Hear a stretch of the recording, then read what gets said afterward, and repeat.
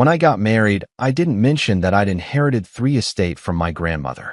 And thank God I kept quiet because just a week later, my wife's mother showed up with a notary. My name is Oliver Reed. And if there's one thing I've learned in my 33 years of stumbling through life, it's that I have an absolutely Olympic-level talent for ignoring red flags. Seriously, I could spot a software bug from 3 code reviews away, but put a warning sign the size of a billboard in my personal life, and I'll just wave at it like we're old friends and keep on walking. It's a gift, really, though not the kind anyone asks for on their birthday. When I married Clara Mitchell on that picture-perfect Saturday afternoon in June, I genuinely thought the universe had finally decided to cut me some slack. You know that feeling when you've been playing life on hard mode for so long that you forget easy mode even exists? Yeah, that was me. The wedding was small, intimate, the kind of thing you see in indie movies where everyone's wearing linen and nobody's drunk uncle gives a speech about his ex-wife. We had this gorgeous lake view venue with fairy lights strung up like somebody had lassoed the stars and brought them down just for us. The sunset was doing that golden hour thing that makes even the most basic iPhone photos look like they belong in National Geographic. And honestly, for about 4 hours, I felt like the luckiest bastard on the planet. My best man Logan, God bless him, cried harder than my bride did during the vows. I'm talking full-on ugly crying, the kind where you can't tell if someone's experiencing profound joy or having a legitimate medical emergency. He kept dabbing at his face with this tiny cocktail napkin that was absolutely not equipped for the waterworks he was producing, and at one point I genuinely considered calling a paramedic because I thought he might dehydrate. Clara looked beautiful in her dress, this elegant off-white thing that probably cost more than my first car, but looked worth every penny. Her hair was done up in some complicated situation that had taken 3 hours and involved more bobby pins than I knew existed in the world.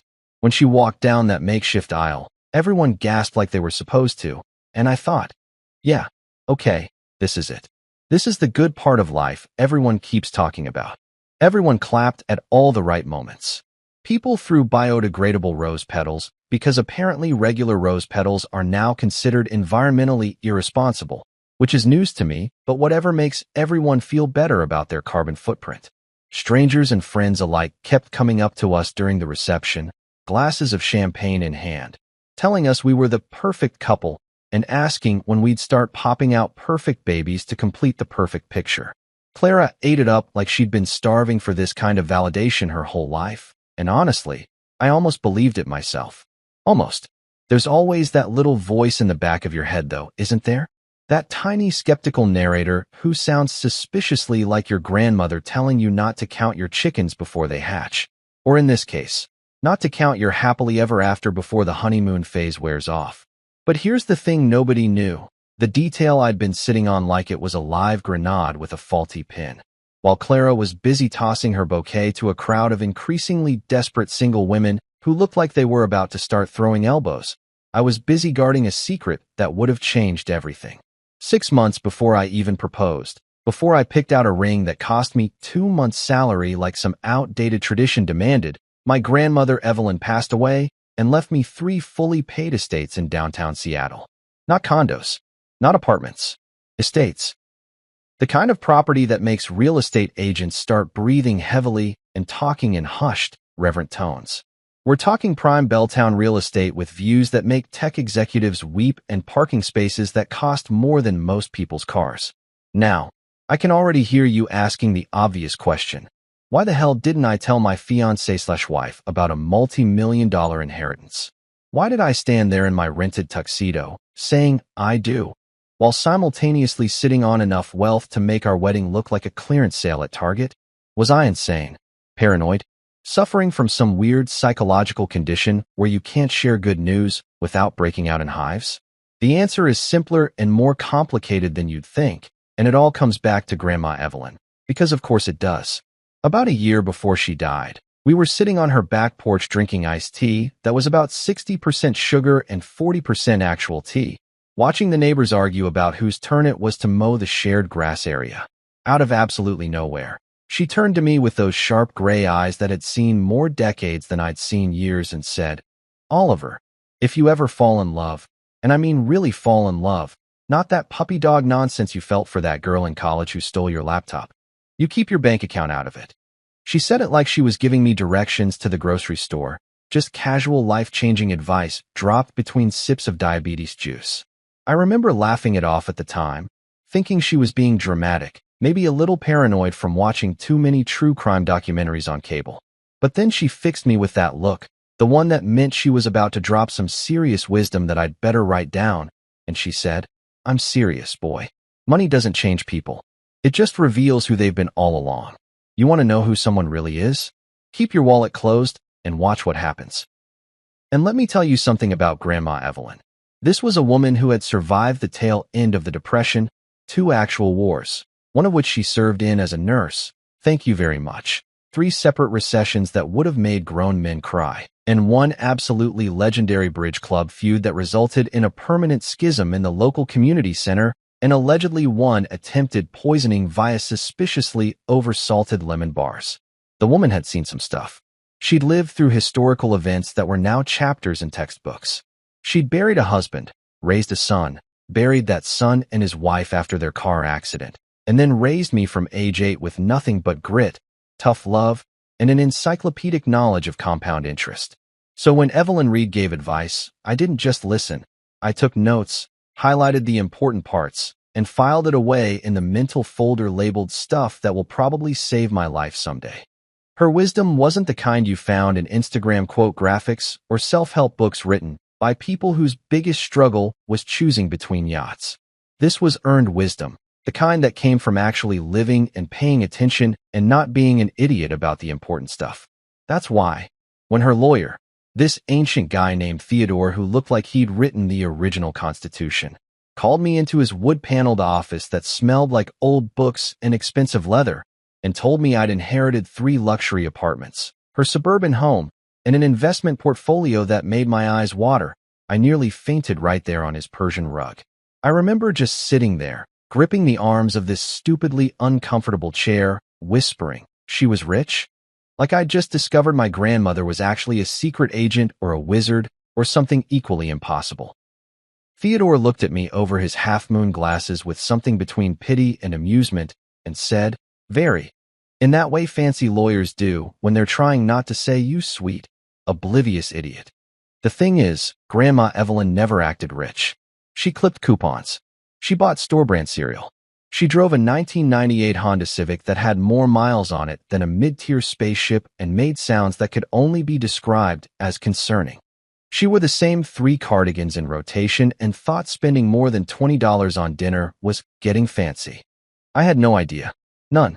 The woman was sitting on enough wealth to retire a small army of people, and she lived like someone who was perpetually 1 bad month away from eating ramen for every meal. But that was Evelyn. She didn't trust flash, didn't trust show, didn't trust anyone who measured worth by what you owned instead of who you were. And she definitely didn't trust anyone who'd love you more after seeing your bank statement than before. So when I walked out of Theodore's office with documents that basically made me a millionaire, her voice was right there in my head, clear as day. Keep your bank account out of it. I decided right then and there to stay quiet about the inheritance. I'd tell Clara eventually, obviously. I'm not a complete psychopath, but I figured I'd wait until we'd been married a while, until we'd built something real that wasn't standing on a foundation of dollar signs and property values. I thought, if this love is real, if it's the actual deal and not just some romantic comedy we're acting out because society says this is what you do in your 30s, then it shouldn't need a property list and a net worth statement to survive. Love should be about the person, right? Not the portfolio. Looking back now, sitting in one of those inherited estates with a glass of wine and the kind of hindsight that makes you want to build a time machine just so you can go back and slap yourself, I can see how perfectly, painfully naive that was. But at the time, standing there at my own wedding, watching Clara laugh with her bridesmaids and Logan finally getting his crying under control, I genuinely believed I was doing the right thing. I thought I was being smart, protecting something precious, following the wisdom of a woman who'd never steered me wrong. Spoiler alert, Grandma Evelyn was right. Again, she was always right. It's honestly kind of annoying how right she always was, but that's dead grandmothers for you. They haunt you with their correctness. Growing up with Grandma Evelyn was like being raised by a combination of a drill sergeant, a financial advisor, and occasionally, when she was in a really good mood, a human being capable of affection. She wasn't the cookie-baking, cheek-pinching type of grandmother you see in Hallmark movies or those weirdly perfect stock photos that come in picture frames. No, Evelyn Reed was all business, tough love, and an almost supernatural ability to turn any life situation into a teachable moment about fiscal responsibility. I'm pretty sure if I'd broken my arm as a kid, she would have handed me an ice pack and a pamphlet about the importance of emergency savings accounts before even considering a trip to the hospital. After my parents died in that car accident when I was 8, a drunk driver, a rainy Tuesday night, and the kind of phone call that splits your life into a before and after that never quite lines up right again, Grandma Evelyn took me in without hesitation. I remember that night with the kind of clarity that trauma gives you, all sharp edges and two bright colors. One minute I was at a friend's house having a sleepover, arguing about which Power Ranger was the coolest, and the next minute Grandma was there in the doorway looking older than I'd ever seen her, telling me in this voice that didn't shake even once that my mom and dad weren't coming home. Ever. She didn't sugarcoat it, didn't promise me everything would be okay, didn't do any of that gentle parenting stuff that was probably already a thing back then, but definitely wasn't Evelyn's style. She just said, "You're going to live with me now, Oliver, and we're going to get through this because that's what Reeds do. We get through things." And we did get through it, though get through it, in Evelyn's world meant a pretty strict regimen of emotional compartmentalization and what I now recognize as possibly the most intense financial education any kid has ever received outside of a child prodigy convention. While other kids were learning their multiplication tables, I was learning the difference between a Roth IRA and a traditional IRA. While my friends were getting allowances for doing chores, I was getting lectures about the importance of compound interest and why saving 20% of any money I received was non-negotiable, young man, unless you want to end up eating cat food in your retirement. I was 12. I wasn't even thinking about retirement. I was thinking about whether Jennifer Martinez in my homeroom knew I existed and if I'd ever be cool enough to sit at the good lunch table. But Grandma Evelyn had her 3 commandments, her holy trinity of life rules that she repeated so often I could recite them in my sleep. Probably did recite them in my sleep, if we're being honest. They were posted on the refrigerator on a piece of yellow legal paper in her precise, no-nonsense handwriting that looked like it could cut glass. Rule number 1. Never lend money to someone who says, "I'll pay you back next Friday." According to Evelyn, next Friday was a mystical time period that existed in the same realm as someday, eventually, and when I get my life together. It never actually arrived. It was always next Friday, perpetually out of reach, like some kind of financial Groundhog Day where Friday never comes and your money definitely never comes back. I learned this lesson the hard way in high school when my buddy Marcus asked to borrow $40 for just until Friday. I swear, man, my paycheck's coming. That was in October. I'm 33 now. I'm still waiting for that Friday, Marcus. Rule number 2 was slightly more cryptic, but somehow even more serious in Evelyn's eyes. Never buy anything that glows and talks after midnight. Now, this one sounds insane, and honestly it kind of is, but her reasoning was actually pretty solid if you looked past the weird phrasing. She meant don't make impulse purchases when you're tired, drunk, emotional, or otherwise compromised in your decision-making abilities. The glows and talks part was her way of describing late-night infomercial products, shopping network garbage, or anything marketed by someone who was way too enthusiastic about a vegetable slicer or a blanket with sleeves. She told me once about this time in the 70s when she'd had 3 glasses of wine, which for Evelyn was basically a bender, and bought some kind of exercise machine off the TV that promised to give her the body of a 20-year-old in just 20 minutes a day. The thing arrived 6 weeks later, took 4 hours to assemble, looked like a medieval torture device, and she used it exactly twice before it became a very expensive clothing rack. She never forgave herself for that purchase. Literally never. She brought it up at least once a month as an example of financial irresponsibility and the dangers of mixing alcohol with consumer access to credit cards. But rule number 3. Oh man, rule number 3 was the big one. The commandment that sat at the top of the pyramid, the one she'd get this intense look about when she said it. Never, ever tell people how much money you have, especially someone who calls you babe. She'd emphasize that last part with this knowing look, like she'd seen some stuff in her time that would make a soap opera look tame. And knowing Evelyn's history, She probably had. The woman had been widowed at 52 when my grandfather died, and apparently in the years after, she'd had her share of gentlemen callers who were very interested in her company and possibly even more interested in the fact that she owned her house outright and had what she called a comfortable nest egg. She told me about this one guy, Bernard, who she'd dated for about 3 months. Real smooth talker, always dressed nice, said all the right things, called her babe and sweetness and other terms of endearment that should have been red flags but somehow weren't at first. Then one day he started asking questions about her finances, real casual-like, just slipping them into conversation like he was asking about the weather. "So, babe, you own this place outright? No mortgage? That's impressive. Hey, sweetness, what bank do you use? I'm thinking of switching." It escalated until he finally suggested she might want to add him to her bank accounts for convenience, since they were getting so serious. That's when Evelyn, being Evelyn, told him to get the hell out of her house and never come back. Except she probably used more colorful language than that, because Grandma could swear like a sailor when properly motivated. The point was, she'd learned the hard way that money changes how people see you, or maybe it just reveals how they'd been seeing you all along, like those magic eye pictures from the 90s where you had to stare at it just right to see the hidden image.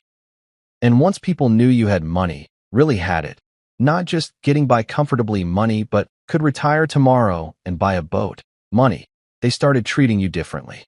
They started calculating. They started seeing you as a resource instead of a person, an opportunity instead of a relationship, a potential solution to all their financial problems instead of just your regular old self. So when Theodore, the ancient lawyer, I swear this guy had probably handled legal affairs for Abraham Lincoln, called me into his office about 6 months before I proposed to Clara, I thought it was going to be some standard estate business, maybe signing some papers about Grandma's house or dealing with her final affairs. She'd passed away 3 weeks earlier, quiet and quick from a heart attack in her sleep, which honestly was exactly how she would have wanted to go. No fuss, no prolonged illness, no chance for anyone to see her vulnerable. Just here one day, gone the next, probably arguing with St. Peter about the entry fees to heaven being fiscally irresponsible.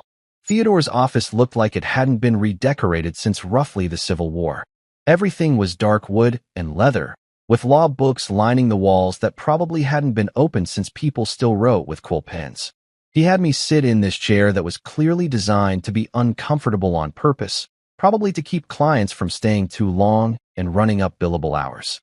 Then he opened this thick folder with Evelyn's name on it and started reading in that dry, legal voice that makes everything sound like a terms and conditions agreement nobody actually reads.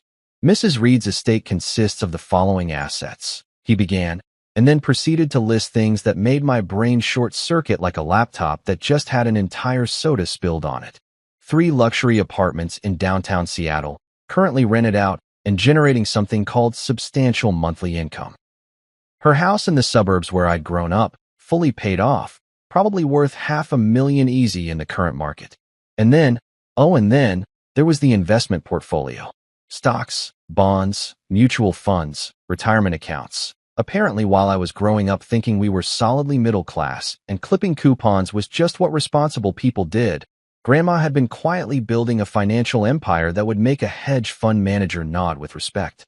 "The total estimated value," Theodore said, looking at me over those ridiculous half-moon glasses that only lawyers and stereotypical librarians wear, "is approximately $4.2 million, give or take, depending on market fluctuations." I just sat there. I don't remember breathing. I might have actually stopped breathing. My vision got kind of tunnel-wide, and I thought I might pass out right there on his antique rug that probably cost more than my car. She was rich. I finally managed to whisper, and even to my own ears I sounded like a child who just found out Santa Claus is real after being told he wasn't. Theodore almost smiled, this tiny crack in his professional facade. "Very," he said, like he was confirming that yes, water is indeed wet, and the sky is in fact blue. The thing that got me, the thing that still gets me when I think about it now, is that Grandma Evelyn never acted like someone with money. She lived in that same modest house for 40 years. She drove that embarrassing Honda until it literally couldn't be driven anymore. She bought store-brand everything, got excited about senior discount days at the grocery store, and once lectured me for 20 minutes about leaving lights on in empty rooms because electricity isn't free, Oliver, and neither is the planet we're destroying with our wasteful habits. The woman was sitting on over $4 million, and she was reusing Ziploc bags. But I got it eventually. She wasn't being cheap. She was being smart. She was being invisible. She'd learned that lesson about money and people the hard way, probably multiple times, and she'd decided that living below your means wasn't just financially responsible. It was protective. It kept the Bernard types away. It kept people honest. It meant that anyone who loved her for who she was, not what she had. And right there, sitting in Theodore's office, I decided to honor that lesson. I'd keep quiet about the inheritance. Not forever, but long enough to know that when I told Clara, it wouldn't change anything because we'd have already built something real. Clara Mitchell was, on paper and in practice, pretty much everything you'd want in a partner if you were making a checklist like some kind of romantic psychopath. She was beautiful in that effortless way that made other women ask what her skincare routine was and made guys walk into lampposts because they weren't paying attention to where they were going. She had this laugh that could stop traffic, literally. I once saw a guy in a BMW nearly rear-end a taxi because he was too busy turning around to see where that sound was coming from. She was smart, funny in a self-deprecating way that didn't feel forced, and she had this energy about her that made even grocery shopping feel like an adventure. We'd met at a tech conference of all places, bonded over our mutual hatred of networking events and overpriced conference coffee. And somehow 6 months later, I was thinking about engagement rings and looking up the current market rate for diamonds like I was researching a stock investment. But then I met her family, and suddenly a lot of things started making way more sense. Like when you're watching a movie and the plot twist happens and you realize all those weird little details from earlier were actually foreshadowing. Margaret and Henry Turner were, to put it diplomatically, a lot. To put it less diplomatically, they were the kind of people who make you understand why some species eat their young. Henry Turner owned a car dealership, Turner Premium Autos, because of course it was called that. And he had clearly missed the memo that owning a car dealership in the suburbs doesn't actually make you royalty.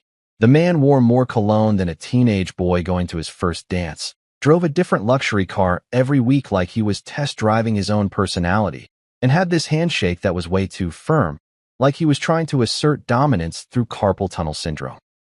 The first time I met him, Clara and I had been dating for about 3 months, and she'd finally decided I was ready to be presented to the family like some kind of sacrificial offering. We drove up to their house, and I'm using the word house loosely here because this thing was basically a small mansion pretending to be humble. In my totally reasonable Toyota Camry that I'd bought used because I'm not an idiot and cars depreciate the second you drive them off the lot.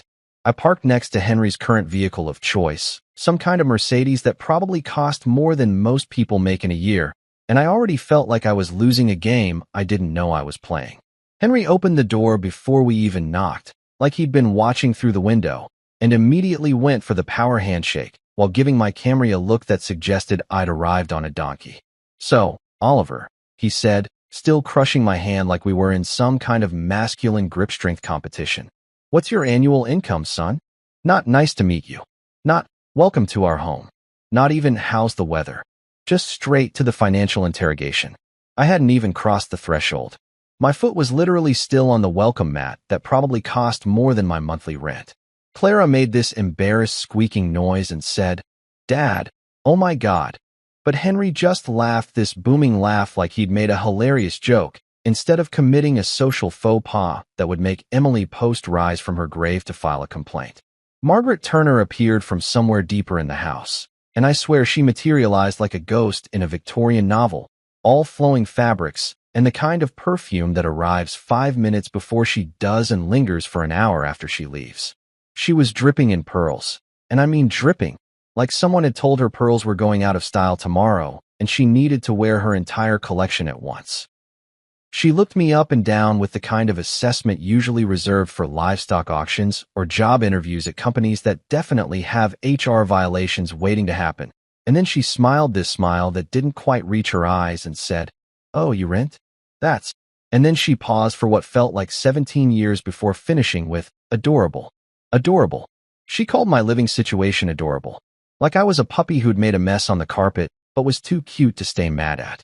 I wanted to point out that renting was actually a financially sound decision in a volatile real estate market and gave me flexibility and liquidity that homeownership didn't. But Clara was giving me this pleading look that said, please don't engage. I have to live with these people's opinions for the rest of my life. So I just smiled and said something bland about how we were keeping our options open. Dinner was like being interrogated by the world's most passive-aggressive police department, except instead of good cop/bad cop, it was rich cop/richer cop. Every single topic, and I mean every single one, somehow circled back to money like we were all stuck in some kind of financial gravitational pull. Margaret asked what I did for work, and when I said software engineer, Henry immediately wanted to know if I worked for one of the big tech companies. And when I said no, I worked for a mid-sized firm that did boring but stable corporate contracts. I could literally see the disappointment settle over the table like fog. Margaret asked where I grew up, and when I mentioned the suburbs, she wanted to know if my parents still lived there. And when I said they'd passed away when I was young, there was this brief moment of what might have been sympathy before she asked, and did they leave you the house? Like my orphan status was primarily interesting from a real estate inheritance perspective. Then there was Ethan. Oh, Ethan. Clara's younger brother, 27 years old, and living proof that some people can coast through life on their parents' money and the vague promise of potential. He slouched into the dining room about 20 minutes late wearing a designer hoodie that probably cost more than my entire wardrobe, gave everyone a lazy wave, and immediately started talking about his business ideas in that way that made it very clear he'd never actually executed a single one.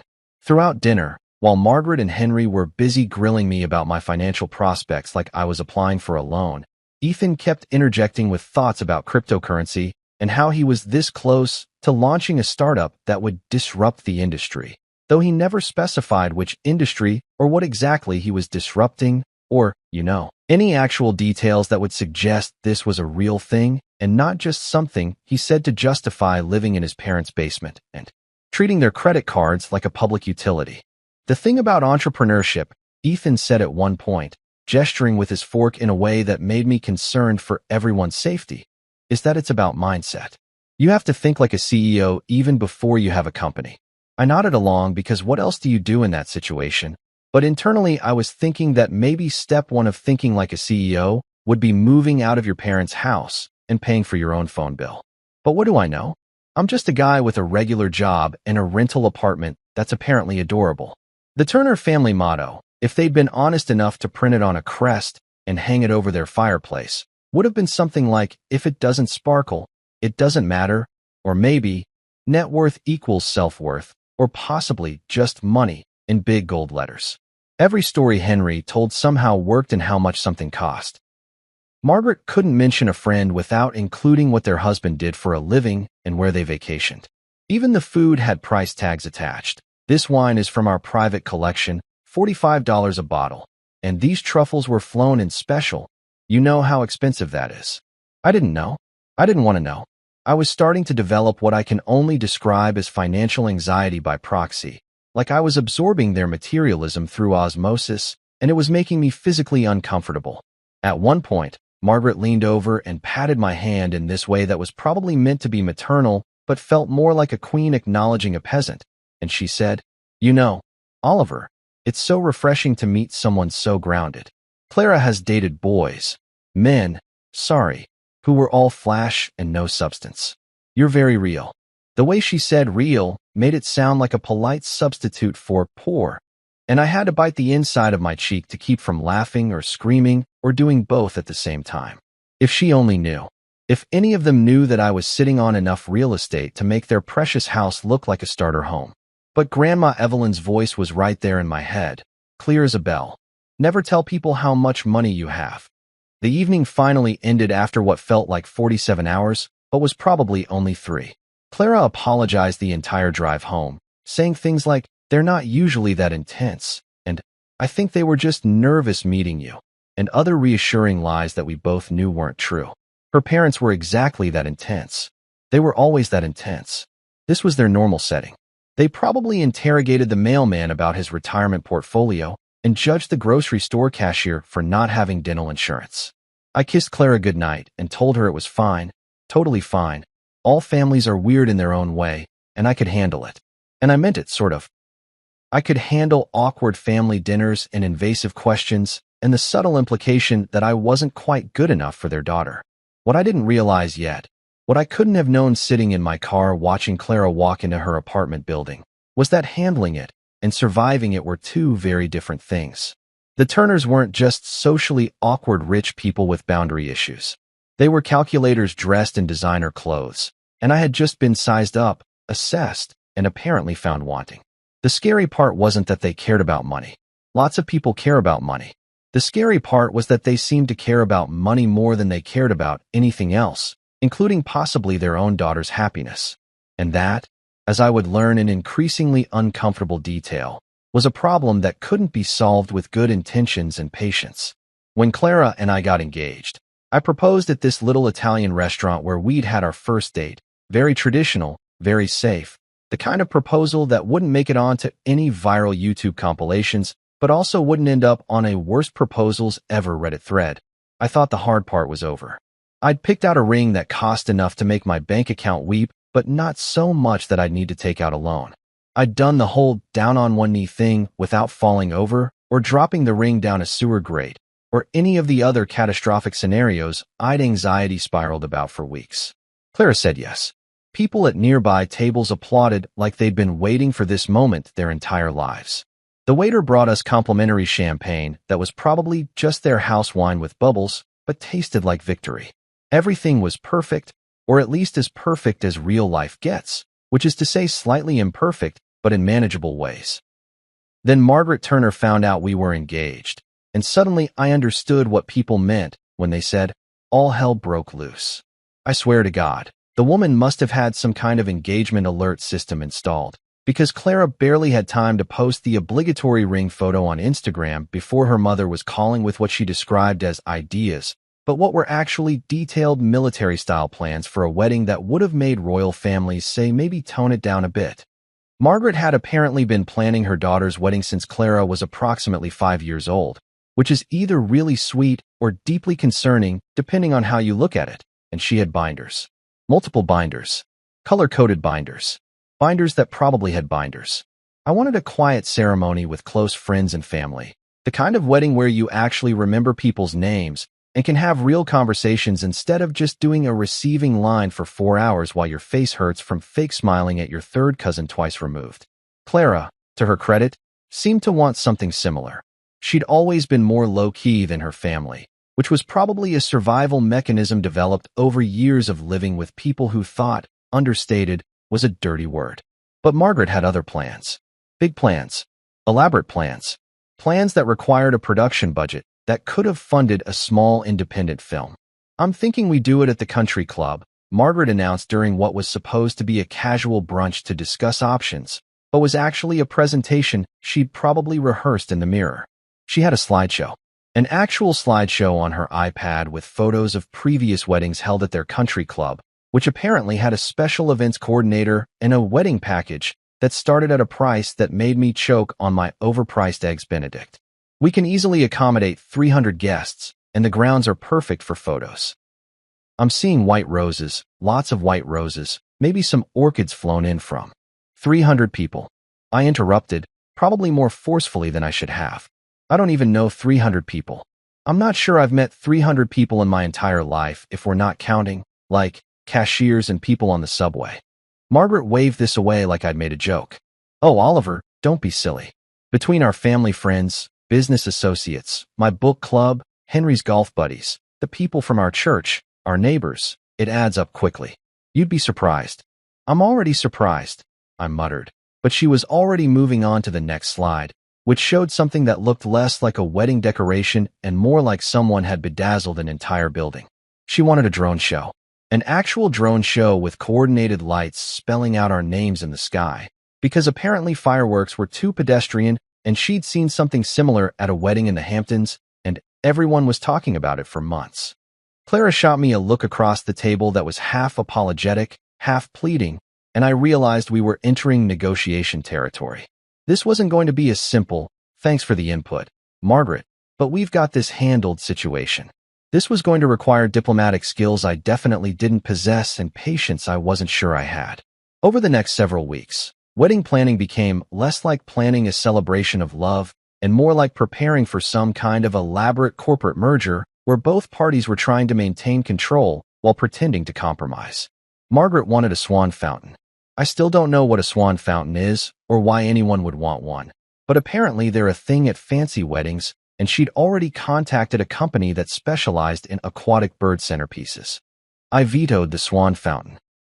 She pouted for 3 days and sent Clara passive-aggressive text messages about not feeling included in her daughter's special day. I wanted to serve normal wedding food. You know, chicken, fish, maybe a vegetarian option for Clara's cousin who'd recently become insufferable about her diet. Margaret wanted a 7-course meal prepared by a chef who'd appeared on some cooking competition show and charged more per plate than I spend on groceries in a month.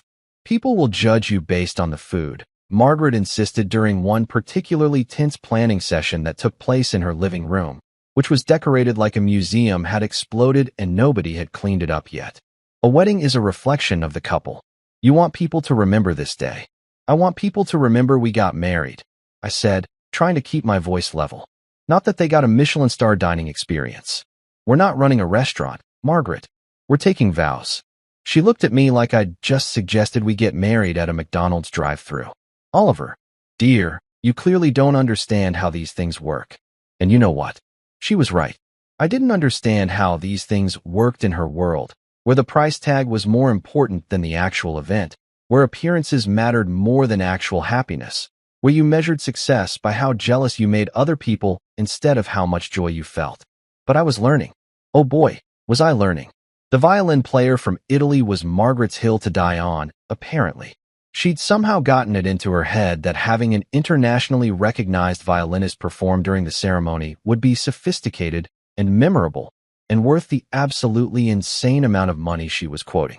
Never mind that nobody except maybe 3 people at the wedding would even know the difference between an Italian virtuoso and the local music teacher who plays at weddings on weekends. It was about the story, Margaret explained. It was about being able to say, "Oh, we flew him in from Milan. It was nothing really, but Clara deserved the best." We went back and forth on everything.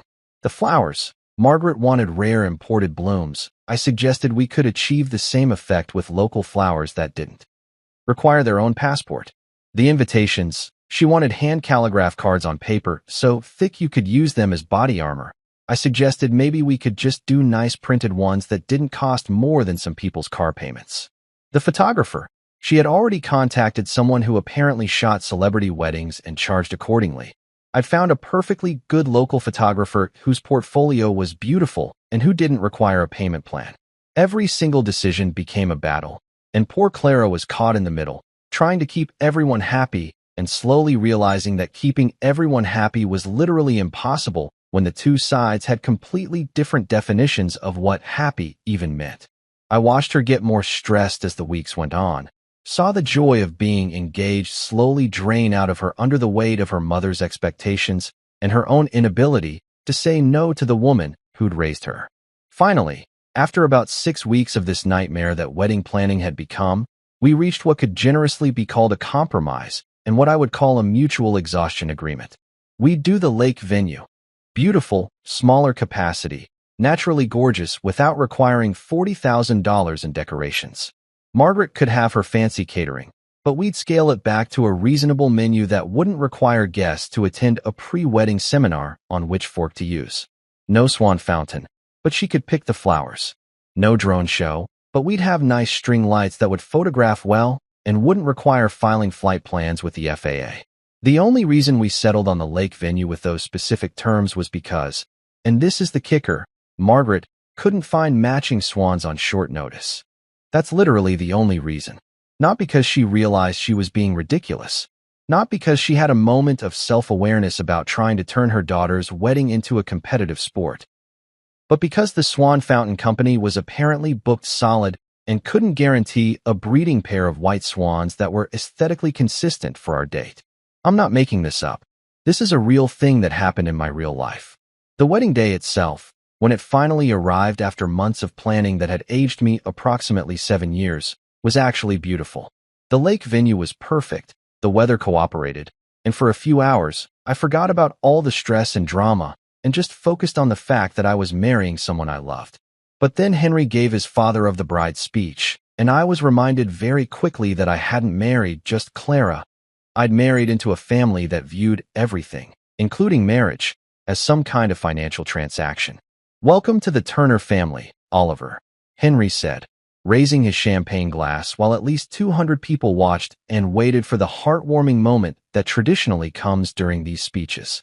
"May this union bring shared assets and long-term growth." Shared assets. Long-term growth. The man literally used business terminology in a wedding toast.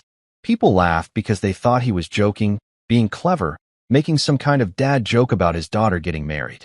But I saw his face, saw that he was completely serious, saw Margaret nodding along like he'd just quoted Shakespeare instead of talking about marriage like it was a merger and acquisition. I clapped anyway. Not because I agreed or because I thought it was sweet or funny or appropriate.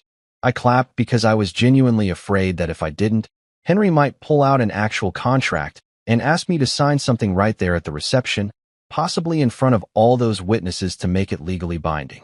If I had known that getting married meant acquiring Margaret Turner as a permanent fixture in my life with unlimited visiting privileges, I might have considered a longer engagement.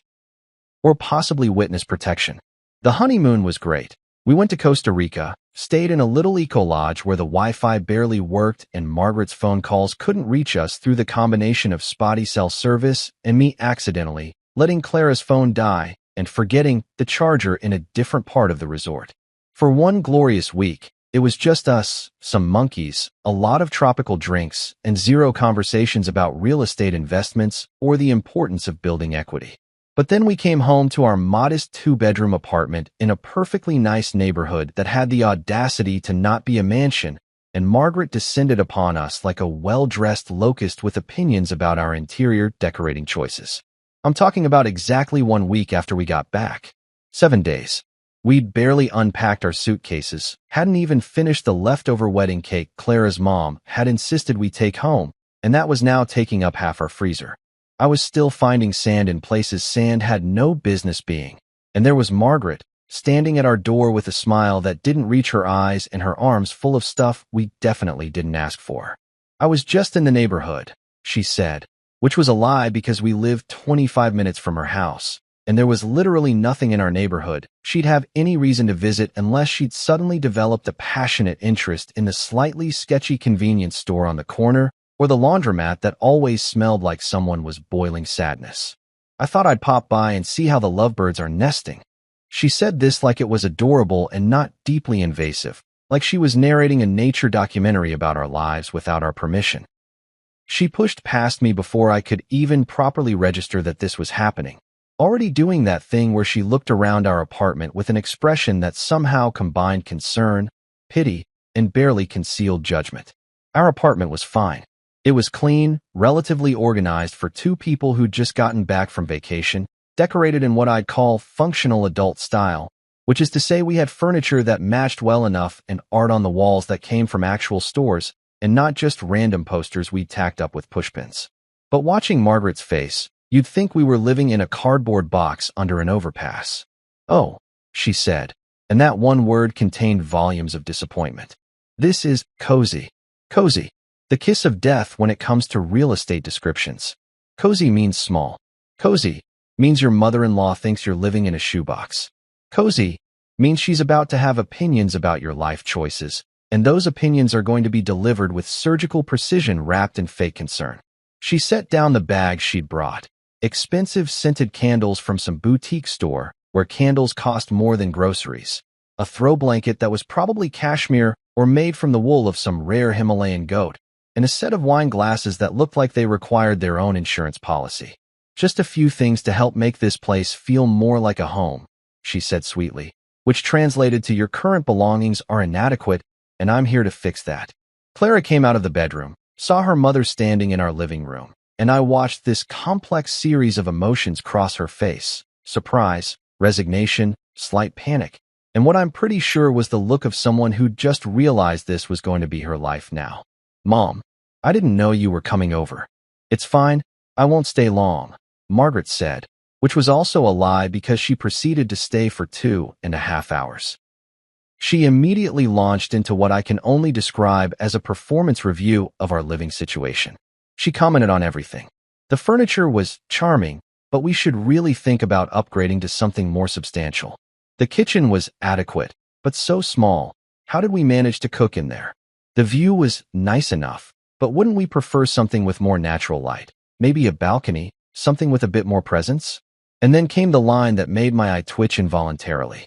Margaret sat down on our couch, her couch now, apparently, since she'd mentally redecorated everything in the place, and said with this conspiratorial tone like she was about to share classified information, "You should really think about buying a house soon, Oliver. It's embarrassing for Clara to live in a rental." Embarrassing. She called our living situation embarrassing. Like Clara was some kind of damsel in distress being held captive in the terrible prison of affordable housing. Never mind that renting made perfect sense for us at this stage of our lives.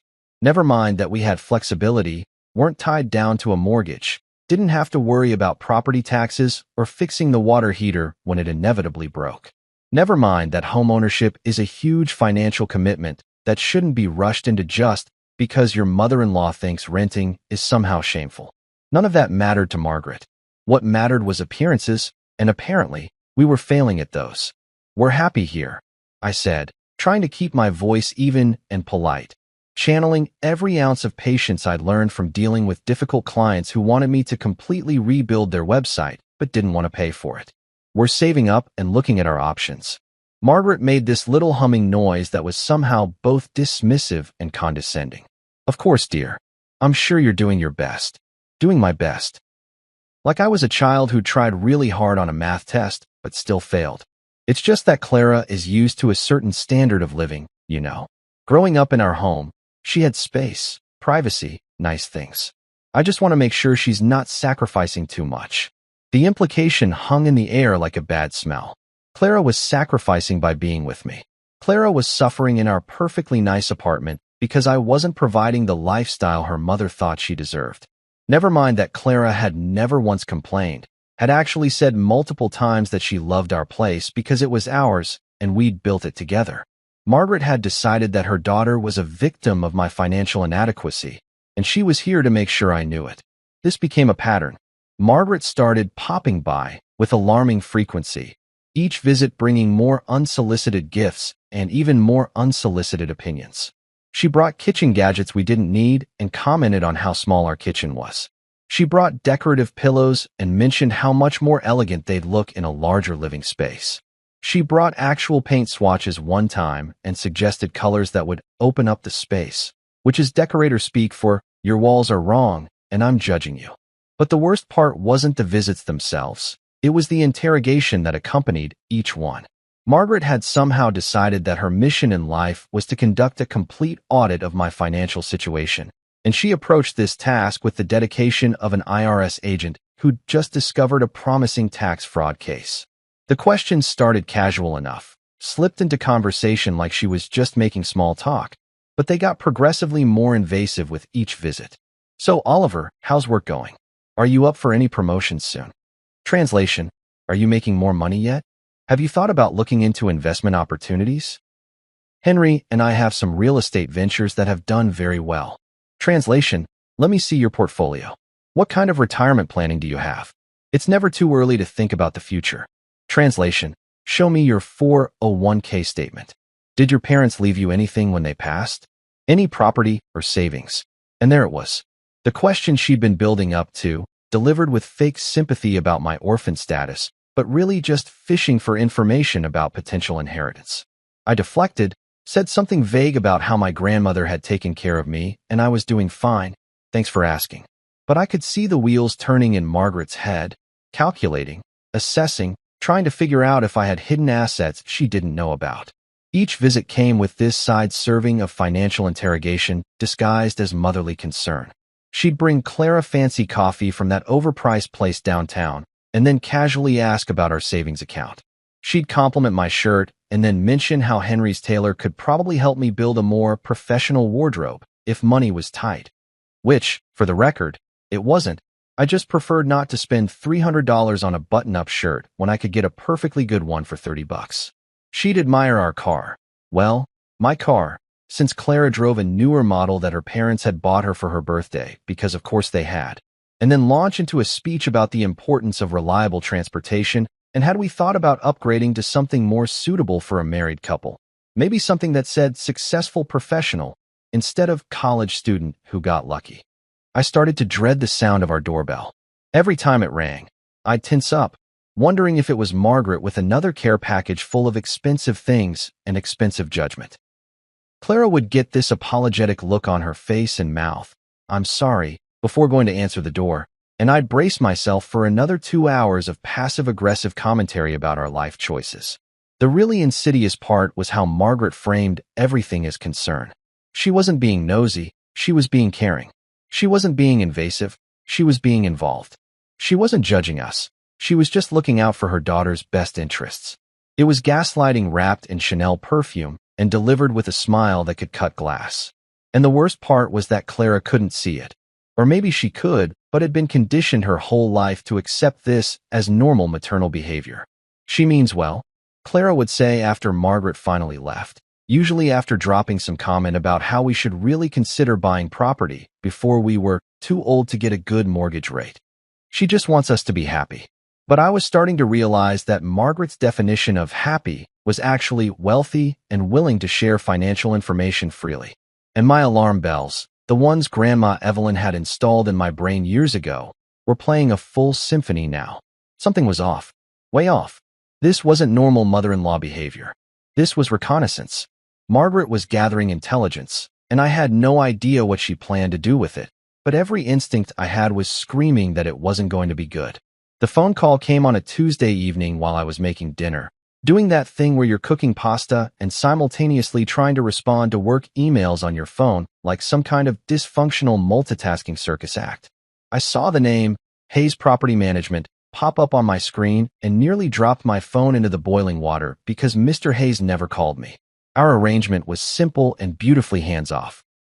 He managed Grandma Evelyn's properties, collected rent from the tenants, handled maintenance issues, and deposited my share into a separate bank account I'd set up specifically for the inheritance money.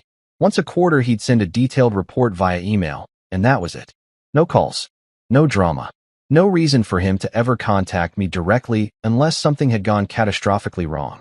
I answered with probably more panic in my voice than was professional. "Mr. Hayes? Is everything okay? Did something happen to one of the properties?" I was already imagining fires, floods, tenants who decided to start an illegal gambling ring in my downtown Seattle real estate. No, nothing like that, Mr. Reed," he said in that calm, measured voice that property managers must learn in some kind of special school for people who deal with landlord emergencies. "The properties are fine, but I'm calling because something unusual happened today that I thought you should know about immediately." The way he said unusual made my stomach drop like I was on a roller coaster designed by someone who hated happiness. "Someone came to my office this afternoon asking questions about the properties on Belltown Avenue," he continued, and I could hear papers rustling in the background like he was checking notes. Specifically, they wanted to know about the ownership documents, who holds the titles, whether there are any liens or mortgages, the rental income generated, and the current market valuation. They were very thorough, very professional. I turned off the stove because I was no longer capable of cooking and processing this information simultaneously. Who was it? Did they say why they wanted to know?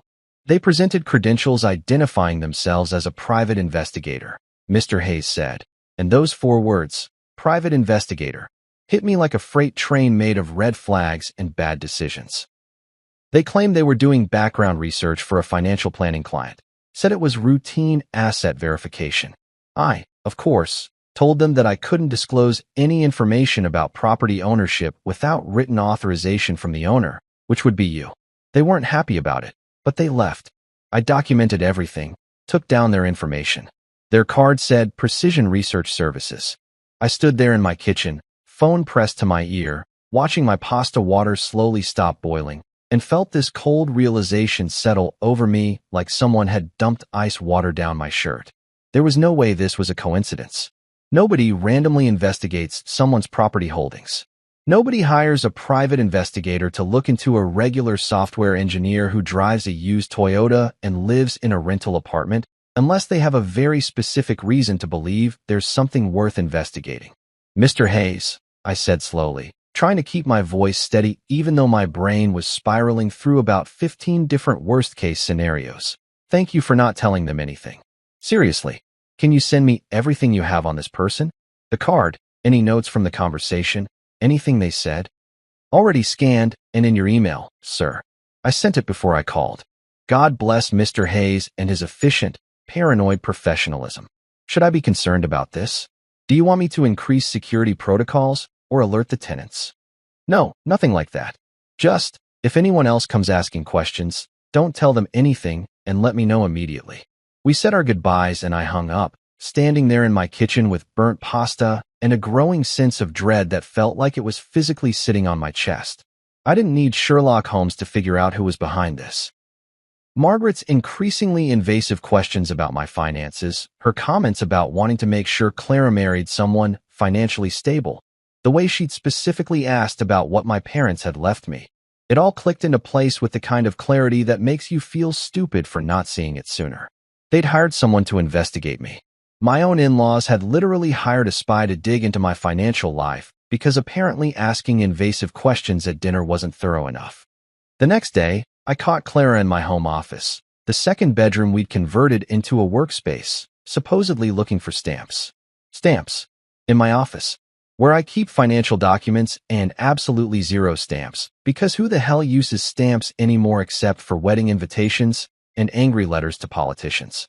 My manila folder of financial documents, the one I kept in my desk drawer, was sitting on the desk, not in the drawer where I'd left it. On the desk, slightly open. She jumped when I walked in, actually physically jumped like I'd caught her doing something she knew was wrong. Oh, hey, I needed to mail something and thought you might have stamps in here. I looked at the folder, looked at her, looked back at the folder. In my financial documents drawer? I didn't know what was in there. I was just looking through drawers. But her face was red, and she wouldn't meet my eyes, and I realized with this sinking feeling that this wasn't just Margaret going rogue. Clara knew. Clara was in on it. That night, after Clara went to bed early claiming a headache that was either real or a convenient excuse to avoid conversation, I sat in the dark living room of our embarrassing rental and whispered to the ceiling, "Grandma, if you're listening, I think the vultures have started circling." One evening, I walked into our apartment expecting the usual, maybe some takeout, Netflix, the kind of boring domestic bliss that marriage is actually made of, and instead found myself walking into what can only be described as a financial intervention staged by people who had absolutely no right to intervene. Clara, Margaret, Henry, and some random woman I'd never seen before were sitting around our dining table like it was a corporate board meeting. The table was covered with papers, official-looking documents spread out like evidence at a crime scene, except I was apparently both the criminal and the victim in this scenario. "Oliver, honey," Clara said with a smile so forced it looked painful. "Mom and Dad brought someone to help us with financial planning." Financial planning. Right. Because that's something you definitely spring on your spouse without warning, with your parents present, in your own home that suddenly doesn't feel like your home anymore. Margaret was practically glowing with predatory satisfaction, looking like a shark that had just spotted a particularly delicious seal. "This is Ms. Jenkins, our family notary. We thought we'd help you two merge your assets. It's what modern couples do, you know. Very practical." I scanned the papers spread across the table, my brain processing the words even as my blood pressure skyrocketed to levels that probably required medical attention. Joint account forms. Property transfer deeds. Something labeled family loan agreement. That made absolutely no sense because nobody had loaned anybody anything. One line jumped out at me. Turner Holdings may access funds for investment purposes. Turner Holdings. Not Oliver and Clara. Turner Holdings. I laughed. Not because anything was funny, but because it was either laugh or start screaming, and screaming seemed like it would make me look like the unreasonable one in this completely insane situation. Then Margaret dropped the bomb with the casual confidence of someone who thought they were holding all the cards and didn't realize they were actually holding a hand grenade with the pin already pulled. "And of course, we'll need to discuss the 3 estates in Belltown," she said, smoothing down papers like she was organizing a grocery list instead of attempting what I'm pretty sure qualified as financial coercion. It's important that Clara has security, and these properties would be perfect assets to include in the family portfolio. I froze. Completely froze. Every muscle in my body just stopped working like someone had hit the pause button on my entire existence. The 3 estates. She said the 3 estates. The ones I'd never mentioned to anyone except Mr. Hayes and my lawyer. The inheritance I'd kept quiet about specifically to avoid this exact situation. This exact nightmare scenario that was apparently happening in my living room on a random Thursday evening. I looked at Clara, desperately hoping to see surprise or confusion on her face, some indication that she was just as blindsided by this information as she should have been. But she was staring at her lap like it contained the secrets of the universe, picking at her nail polish with the kind of focused intensity people use when they're trying very hard not to make eye contact. She knew. She'd known, probably for a while now, and she hadn't said a word. "How do you know about that?" I asked, and I was genuinely impressed that my voice came out calm and measured instead of the primal scream that was happening internally. Henry leaned back in his chair with this smug expression that made me want to throw something heavy at his face. "We had you investigated, son. Just standard due diligence, making sure our daughter married someone who was financially stable and not hiding any debts or problems. Nothing personal, just good business sense." "You mean you hired a spy?" I said flatly. "That's one way to say welcome to the family. Real warm. Really builds trust." Before Henry could respond with what was probably going to be another business metaphor that completely missed the point of human relationships, I pulled out my phone and texted my lawyer, Ms. Laurel Bennett. "Emergency. Bring Evelyn's will. Now. Address attached." While Margaret and Henry started discussing how I could gift one of the estates to Clara as security for the marriage and a gesture of good faith, like I was some kind of medieval lord negotiating a dowry, Laurel arrived at my apartment like divine justice, wearing a tailored suit and carrying a briefcase that probably cost more than their notary's monthly salary. Laurel Bennett walked into my apartment 27 minutes after I sent that text, which meant she'd probably broken several traffic laws getting here, and I'd never been more grateful for a lawyer with a lead foot and a sense of dramatic timing. She took one look at the scene, the papers spread across my dining table, Margaret and Henry sitting there like they owned the place, Miss Jenkins the notary looking increasingly uncomfortable, and Clara still studying her nail polish like it was about to be on the final exam. And I watched this expression cross her face that was equal parts professional disgust and barely contained rage. Financial coercion," Laurel said brightly, setting her briefcase down with a decisive thunk that made everyone jump. "My favorite dinner topic. Right up there with tax fraud and elder abuse." Henry jumped to his feet like someone had electrocuted his chair, puffing up his chest in that way men do when they're about to say something they think is authoritative but is actually just loud. "Now wait just a minute. This is a private family discussion, and I don't know who you think you are barging in here." "Laurel Bennett, estate attorney," she interrupted smoothly, pulling out a business card and handing it to him with a smile that could freeze vodka. "And this stopped being a family discussion the moment you brought a notary and started drafting property transfer documents without the property owner's knowledge or consent. That's called fraud. Well, attempted fraud. You haven't actually succeeded yet, which is the only reason I'm not on the phone with the police right now." Margaret's face went through several shades of red before settling on something that matched her lipstick. "We're trying to help these young people organize their finances properly. Clara is our daughter, and we have every right to be concerned about her financial security.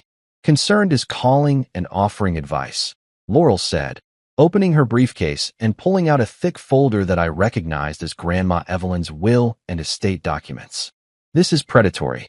There's a difference, though I understand the line might be blurry when you're standing on the wrong side of it." She laid out Grandma Evelyn's will on the table, right on top of their ridiculous family loan agreement, and I watched Margaret's eyes scan the pages with increasing panic. Laurel had highlighted the relevant sections, probably in the car on the way over, because she was that kind of extra prepared that I absolutely loved in this moment, and she tapped one paragraph with her perfectly manicured nail. "Mrs. Reed's will explicitly states that the inherited properties are protected assets, held in an irrevocable trust with Mr. Oliver Reed as the sole beneficiary. They cannot be claimed as marital assets under Washington state law. cannot be transferred without Mr. Reed's explicit written consent executed in the presence of an independent legal counsel. That's me, hi. And any attempt to coerce, manipulate, or fraudulently obtain these assets constitutes grounds for legal action. She looked up at Margaret and Henry with a smile that was all teeth and no warmth. Any questions? I can use smaller words if needed. Ms. Jenkins, the notary who'd been sitting there looking like she desperately wished she'd called in sick today, started gathering her papers with shaking hands. I think there's been a misunderstanding. I was told this was a consensual asset organization meeting. If there's any question of coercion, I can't be involved in this. I have a license to protect. Smart woman, Laurel said. You should leave. Now. Then Laurel turned to Margaret, and her voice dropped about 10 degrees. Also, hiring a private investigator to research someone's financial assets under false pretenses? That's a violation of privacy laws in Washington state. The investigator claimed to be doing routine financial verification, but what you actually did was conduct surveillance on a private citizen to gather information for the purpose of financial exploitation. That's illegal. Like, call the Bar Association illegal. Margaret went pale, the kind of pale that happens when you realize you've miscalculated badly and the consequences are about to be expensive. Clara started crying. These quiet tears that might have moved me a week ago, but now just made me feel tired and sad and incredibly stupid for not seeing this coming from miles away. I finally spoke, my voice coming out quieter than I expected, but steady. Clara, if your parents wanted a son-in-law they could control, they should have just adopted one. Would have been cheaper and less morally questionable. Henry, desperately trying to regain some ground, barked out. She's entitled to half of everything. We'll see you in divorce court, and Washington is a community property state. Laurel actually laughed. This delighted sound like Henry had just told the best joke she'd heard all year. Oh, that's adorable. You think you understand marital property law. Let me educate you. In Washington state, property acquired before marriage remains separate property. Mr. Reed inherited these estates 6 months before the wedding. Community property applies to assets acquired during the marriage. They've been married for, she checked her watch like she was timing a race, 8 days. 8 days. You know what Clara's entitled to? Half the groceries they bought this week, and maybe some wedding gifts if Oliver's feeling generous. That's it. That's the whole list. Henry's face went from red to purple, a color I didn't know human skin could achieve outside of medical emergencies. This isn't over. We'll fight this. With what? Laurel asked, packing up her briefcase with the efficient movements of someone who'd just won and knew it. You hired an investigator illegally, attempted to coerce property transfer through deception, and brought a notary to witness what amounts to financial abuse. I have documentation of all of it. Please, try to fight this. I would love the billable hours. The room went silent except for Clara's crying and the sound of my heart pounding so loud I was surprised nobody else could hear it. The divorce was quick, efficient, and deeply therapeutic in ways I didn't expect. Clara didn't contest anything, probably because her lawyer, a guy named Richard who looked like he'd rather be literally anywhere else, took one look at Laurel's documentation and told the Turners in very diplomatic terms that they had absolutely no case, and pursuing this further would be like setting money on fire, except less entertaining and more publicly humiliating. Washington state has this thing called a simplified dissolution process for marriages under a certain length with no kids and no shared property, and we qualified for it so perfectly it was almost funny. 8 days of marriage, and we were speedrunning a divorce like it was some kind of depressing video game category. The paperwork took longer than the actual marriage had lasted, which felt like some kind of cosmic joke that Grandma Evelyn would have appreciated.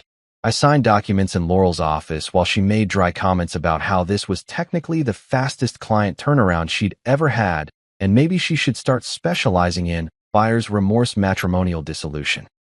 Clara signed her copies at her parents' house, probably surrounded by Margaret and Henry trying to figure out how their foolproof plan had imploded so spectacularly. I didn't attend that signing. Didn't want to. Didn't need the closure or the confrontation or whatever people think you're supposed to get from face-to-face meetings with people who tried to financially manipulate you. The whole thing was finalized 6 weeks after that disastrous dinner party ambush. 6 weeks.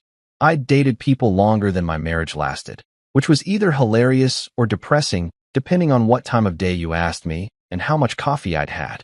When the judge signed off on the final decree, I walked out of the courthouse into one of those perfect Seattle days where the sun is actually shining and you can see the mountains and everything feels possible. And I just stood there for a minute breathing and feeling lighter than I had in months. I moved into one of the inherited estates the following week. The tenants had just moved out. Good timing, neutral karma, whatever you want to call it. And suddenly I was living in this absolutely gorgeous apartment in downtown Belltown with floor-to-ceiling windows, actual granite countertops, and a view of the Seattle skyline that looked like someone had photoshopped it for a real estate magazine. Every morning I'd wake up, make coffee in a kitchen that was bigger than my old apartment's entire living room, and open those curtains to that ridiculous view, and I'd whisper, "Nice try, Margaret." It became my morning ritual, my tiny act of petty satisfaction that probably wasn't emotionally healthy, but felt absolutely necessary for my mental well-being. The apartment still had that new chapter energy, that feeling of starting over in a space that had no memories of Clara or her family or any of the disaster that had been my brief attempt at marriage. I furnished it slowly, deliberately, buying things I actually liked instead of things that were practical or couple appropriate, or whatever nonsense I'd convinced myself mattered before. I got a ridiculous leather couch that was way too expensive and perfectly comfortable. I hung art that I'd always wanted but thought was too weird or too bold or too something. I set up my home office in the second bedroom with a view that made work meetings actually enjoyable because I could stare at the Space Needle while pretending to pay attention to status updates. About 3 months after everything was finalized, I was having coffee with Logan, my best man, the guy who'd cried through my entire wedding to a woman I'd been married to for roughly the same amount of time as a decent vacation. And he told me something that made me laugh so hard I nearly spit espresso across the table. Apparently, Clara had been talking to mutual friends, and word had gotten back to Logan through the complex social grapevine that exists in every friend group. The Turners had tried the same scheme before. Not the exact same details, but the same basic con. Margaret and Henry had been doing this thing where they'd target potential sons-in-law who seemed like they might have family money or inheritances, do their investigations, and then swoop in after the wedding with their financial planning routine. Clara's previous boyfriend, some guy named Derek who worked in finance and apparently had family money from old East Coast wealth, had been their target about 2 years before I came into the picture. They'd done the whole thing. The invasive questions, the private investigator, the surprise financial planning intervention. But Derek had seen it coming because apparently when you grow up actually wealthy, you develop a sixth sense for people trying to get access to your money. He'd broken up with Clara before they even got engaged, told her flat out that her parents were toxic, and he wasn't interested in marrying into a family that viewed relationships as business opportunities. Clara had been devastated, or so the story went, and Margaret and Henry had spent the next year being more subtle, more careful, waiting for the next potential mark. That mark had been me, and I'd almost fallen for it because I'd been so focused on hiding my own inheritance that I hadn't seen them hunting for it.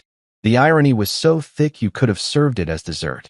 I'd been trying to follow Grandma Evelyn's advice about keeping my money quiet, and they'd been specifically looking for guys who were keeping money quiet because that meant there was money to find. We'd been playing completely different games on the same board, and neither of us had fully understood what the other was doing until it all exploded in my living room with Laurel Bennett as referee. I almost felt bad for Clara, caught between her genuinely predatory parents and whatever actual feelings she might have had for me that got buried under their schemes and expectations. Almost. But then I remembered her going through my desk drawers looking for financial documents and pretending to search for stamps like I was an idiot who wouldn't notice, and the sympathy evaporated pretty quickly. She'd made her choice. She'd chosen her parents' plan over being honest with me, and that was something I couldn't forgive or forget or rationalize away with generous interpretations of her character. Now I run the Evelyn Foundation, a nonprofit I started with some of the rental income from the estates. We teach financial literacy to young people, everything from basic budgeting to understanding investments to recognizing financial abuse and manipulation in relationships. The irony of me teaching people to spot gold diggers when I'd married one isn't lost on me, but that's kind of the point. I bring in speakers who talk about protecting assets, setting boundaries with family about money, understanding prenups and estate planning. We have workshops about recognizing red flags in relationships, And I always include a section about people who are weirdly interested in your financial situation, because that's information I wish someone had sat me down and explained before I proposed to a woman whose parents were literally planning to rob me. Sometimes, usually on Sundays when I'm feeling contemplative or have had too much coffee, I drive out to the cemetery where Grandma Evelyn is buried. I bring fresh lilies, because those were her favorite, the kind that smell like they're trying too hard, but in a good way. I sit on the bench next to her headstone. Yes, there's a bench, because even in death Evelyn was practical and knew people would want somewhere to sit and talk to her, and I tell her everything. I tell her about the foundation, about the people we've helped, about the guy last week who almost signed over his entire savings account to his girlfriend's investment opportunity, until our workshop made him realize it was a scam. And then I tell her about Margaret and Henry and Clara, about the whole ridiculous disaster. And I swear I can feel her laughing, that dry chuckle she used to do when someone proved her point without realizing it. You were right again, Grandma, I say, usually while adjusting the flowers or pulling weeds that have dared to grow near her plot. Money doesn't change people. It reveals who they really are. You told me that, 15 years ago? And I thought you were being paranoid and dramatic. Turns out you were just being observant and honest, which is basically the same thing when you're talking about human nature. I tell her about the estates, about how I'm living in one, and it's beautiful, and every time I walk through the door, I'm grateful she was smart enough to protect them in that trust. I tell her about the foundation and how we named it after her, and how her 3 commandments are basically the curriculum. Never lend money to Friday people. Never buy glowing talking things after midnight. Never tell people your net worth, especially people who call you babe. We've printed them on posters. Kids take photos of them for their Instagram stories. Grandma Evelyn's wisdom has gone viral in a very local, very specific way. Then I wink at the sky. Doesn't matter if it's sunny or cloudy. The wink is mandatory. And I add, and thanks for the estates, Grandma. They make great breakup recovery homes. The view really helps with the healing process. Also, the kitchen is big enough that I can cook without bumping into my own bad decisions, which is more metaphorical than I intended, but I'm going with it. I like to think she's up there somewhere, probably running Heaven's accounting department and auditing angels for unnecessary expenditures on cloud maintenance, shaking her head at how long it took me to learn what she'd been trying to teach me all along. But she's also probably proud, in that gruff Evelyn way, that I finally figured it out, that I protected what she left me, that I'm using it to help other people avoid the same mistakes. As I walk back to my car, I pull out my phone and check the foundation's email. There's a message from a college kid asking about our next workshop on recognizing financial manipulation in family relationships. I smile and type back a response, thinking about how Grandma Evelyn's legacy isn't just the real estate or the money. It's the wisdom, the warnings, the hard-earned knowledge about human nature and money, and the dangerous place where those two things intersect. Margaret and Henry are still out there somewhere, probably targeting some other unsuspecting guy who seems like he might have hidden assets. Clara's apparently dating someone new. According to social media, I definitely don't check regularly and certainly didn't look at last Tuesday. They're all still playing their games, still running their schemes, still convinced that money is the most important thing in any relationship. But me? I'm sitting in an apartment I actually own, running a foundation that's actually helping people, living a life that Grandma Evelyn would actually approve of. And every morning when I open those curtains and see that skyline, I remember what she taught me. The best revenge isn't getting even, it's living well. And maybe teaching other people how to live well too, so they don't end up divorced after 8 days because they ignored every red flag that came decorated with pearls and passive-aggressive comments about rental properties. Thanks, Grandma, for everything, but especially for being right, especially when, I didn't want to hear it.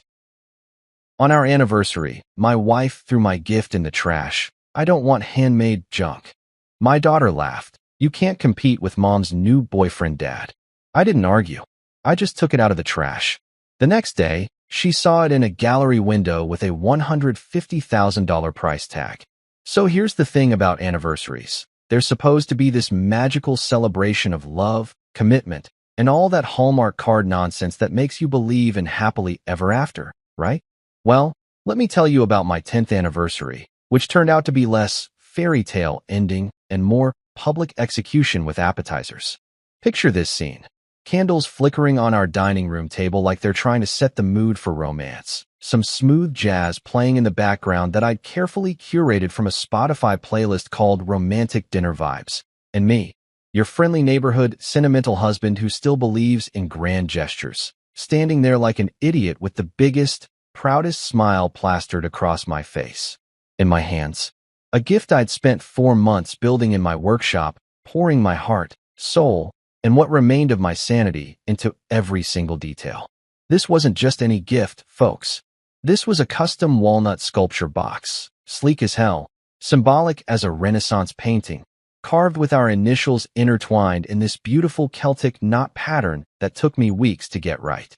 I'm talking about 200 hours of meticulous labor, 3 broken drill bits that I had to special order because apparently I'm the only person in America still using that particular size, and 1 singed eyebrow from when I got a little too enthusiastic with the wood burner. Yeah, that was a fun trip to urgent care. How did you burn your eyebrow, sir? Art, ma'am. I burned it for art. She didn't look impressed either, now that I think about it. But I digress. There I stood, watching my wife Clara unwrap this masterpiece with the kind of anticipation that would make a kid on Christmas morning look like a nihilist. I'd wrapped it in this gorgeous handmade paper I'd driven 40 minutes to get from this artisan shop, because God forbid I use regular wrapping paper for something this significant. The moment of truth arrived. She pulled back the final layer, and there was my baby, gleaming under the candlelight, every curve and edge perfection incarnate. And what did I get in response? Silence. Not the good kind of silence, like when someone's so moved they can't speak. Nope, this was the awkward, uncomfortable silence you get when someone opens a fruitcake from their weird aunt and has to pretend they're not dying inside. Then came that sigh. Oh man, that sigh? You know the one I'm talking about. The one that says, I'm embarrassed you exist in the same dimension as me. The one that makes you question every life choice that led you to this exact moment. The one that could freeze lava and make puppies sad. I told you I wanted the Cartier bracelet, she said, not even looking at me, just staring at my 4 months of blood, sweat, and tears like it was a piece of driftwood she'd found on the beach. Her voice had that flat, disappointed quality that I'd become intimately familiar with over the years. The same tone she used when I forgot to buy the organic almond milk or when I had the audacity to breathe too loudly during her yoga sessions. Now, I could have let that slide. I could have been the bigger person, nodded apologetically, and promised to return my heartfelt creation for some overpriced piece of metal with a designer logo. But you know what? I was tired. Tired of being the punching bag. Tired of my efforts meaning absolutely nothing. Tired of feeling like I was auditioning for the role of husband in my own marriage and constantly getting rejected. So I looked her dead in the eye and said, I told you I wanted affection. Just put it out there, plain and simple. Guess we were both disappointed. The look on her face was priceless, somewhere between shock that I'd actually grown a spine and annoyance that I'd dared to express a human emotion in her presence.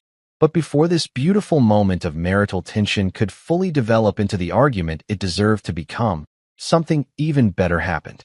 Or worse, depending on how you look at it. Thud. That sound. That hollow, final, soul-crushing thud of my masterpiece. My 200-hour labor of love. Hitting the bottom of our kitchen trash can.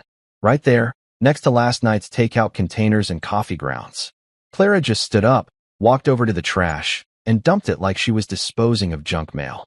I don't want handmade junk, she muttered, not even trying to soften the blow. Just straight up called 4 months of my life junk. No hesitation, no second thought, just pure, concentrated contempt wrapped up in 4 little words. I stood there, frozen, watching my anniversary gift nestle between a banana peel and an empty yogurt container, trying to process what had just happened. My brain was doing that thing where it can't quite catch up with reality. Like when you're watching a horror movie and the monster appears, but your mind needs a second to register that yes, this is actually happening, and yes, you should probably scream now. But wait, it gets better. Because just when I thought this anniversary couldn't possibly get any more humiliating, my teenage daughter Sophie decided to chime in from her throne on the living room couch, where she'd apparently been watching this entire disaster unfold like it was her personal entertainment for the evening. She actually giggled, like a cute little laugh that would have been adorable in any other context, and said, "Come on, Dad, You can't compete with mom's new boyfriend. He buys designer stuff. Excuse me, what? New boyfriend? She said it so casually, so matter-of-factly, like she was commenting on the weather or mentioning that we were out of milk.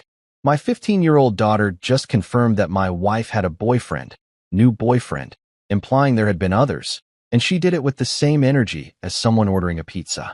Meanwhile, Clara didn't even flinch, didn't deny it, didn't show even a microscopic hint of shame or regret.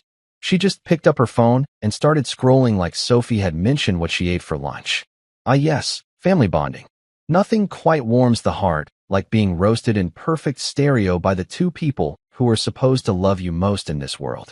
Nothing says happy anniversary quite like finding out your marriage is a joke, your art is trash, and your teenager knows more about your wife's love life than you do. This was my Norman Rockwell painting, my slice of Americana, my dream come true. I just stood there in that moment, candles still flickering stupidly, jazz still playing its smooth, oblivious tunes, looking between the trash and holding my heart and the family that had just collectively decided I wasn't worth basic human decency. And you know what the worst part was? Some tiny, pathetic part of me was still thinking, maybe I should have just bought the bracelet. Because that's what years of this kind of treatment does to you. It makes you think that somehow, some way, you're the problem. That if you'd just been better, done more, tried harder, maybe you'd be worth loving. But standing there, looking at my daughter smirking at her phone and my wife already texting someone, probably the boyfriend with the designer budget, something clicked. Not dramatically, not like a movie moment with swelling music. Just a quiet, simple realization. I was done. Done apologizing for being thoughtful. Done feeling guilty for not being rich enough or cool enough or whatever enough. Done letting these people make me feel small. Though I didn't know it yet, that trash can was about to become the best thing that ever happened to me. Funny how that works, isn't it? I just stood there, staring at that trash can like it held the answers to life's greatest mysteries. You know that feeling when something so absurd happens that your brain just kind of shorts out for a minute? Like when you see someone wearing Crocs with socks, or when your GPS tells you to turn right into a lake. That's where I was, mentally. 3 months of sweat.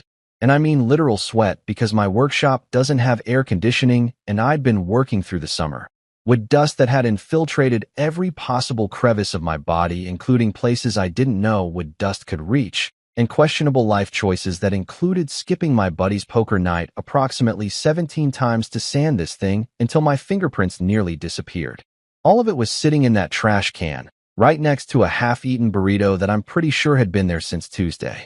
The rational part of my brain was screaming at me to say something, to defend myself, to stand up and declare that this was unacceptable behavior and demand the respect I deserved as a human being and husband. But you know what I did instead? Absolutely nothing. Didn't say a single word. Just stood there like a mannequin at a department store going out of business, watching my family continue their evening like they hadn't just collectively taken a sledgehammer to my soul. Clara had already moved on to the couch, getting comfortable with her phone, while Sophie was doing that thing teenagers do where they're simultaneously on their phone, watching TV, and judging you all at the same time. Multitasking at its finest. After what felt like an eternity, but was probably only 30 seconds, I walked over to the kitchen closet and pulled out my work gloves. The heavy-duty ones I use for rough carpentry, because God forbid I touch something that's been in the trash with my bare hands. Some dignity had to be maintained here, even if I was literally dumpster diving in my own kitchen. I reached into that trash can, carefully navigating around the burrito remains and what appeared to be an empty container of Greek yogurt, and pulled out my sculpture. My baby. My masterpiece. My 4-month testament to the fact that I still believed in romance like some kind of delusional Disney character. And you know what? It had salsa on it. Actually, it's salsa on it. A little orange glob of what I think was chipotle salsa, sitting right there on the corner where I'd spent 6 hours perfecting the curve. 6 hours of my life, now accessorized with Mexican condiments. I grabbed a paper towel and wiped it off, being as gentle as possible, because even though this thing had just been trash canned by the woman who promised to love me forever, I still cared about it. Funny how that works. I had more respect for this piece of wood than my own wife had for me. Waste management with feelings. I muttered to myself, and honestly, that should be my new brand. Forget carpenter, forget artisan, forget husband. I'm now officially a waste management specialist who happens to have emotional depth. Put that on a business card and see how many networking events I get invited to. I carefully wrapped the sculpture in an old towel, making sure to protect it from any further indignity, because apparently it needed a bodyguard from my own family. Meanwhile, from the living room, I could hear Clara's voice getting all animated and giggly. You know that tone, the one she used to use when we first started dating, back when I apparently still had value as a human being. Yeah, that one. Except now it was directed at her phone screen. I glanced over, and sure enough, she was on FaceTime with someone. The angle of her phone and the way she was twirling her hair like a teenager at a boy band concert told me everything I needed to know. This had to be Bryce. The boyfriend. The designer gift buying, yacht having, a possessing Bryce that my daughter had so casually mentioned approximately 10 minutes ago. I caught a glimpse of the screen, because of course I looked. I'm only human. And yep, there he was. Square jaw, perfect hair that probably required more product than a small salon, and what appeared to be a nautical-themed background that screamed, "I own a boat, and I need you to know about it." Clara was laughing at something he said, that genuine, full laugh that I hadn't heard directed at anything I'd said in probably 3 years. Maybe 4. Who's counting? Me. I'm counting. Obviously. So I told the guy at the marina. Bryce was saying, his voice coming through the phone speaker because Clara apparently wanted everyone to hear this riveting tale, that if he couldn't get the teak refinished by Friday, I'd take my business elsewhere.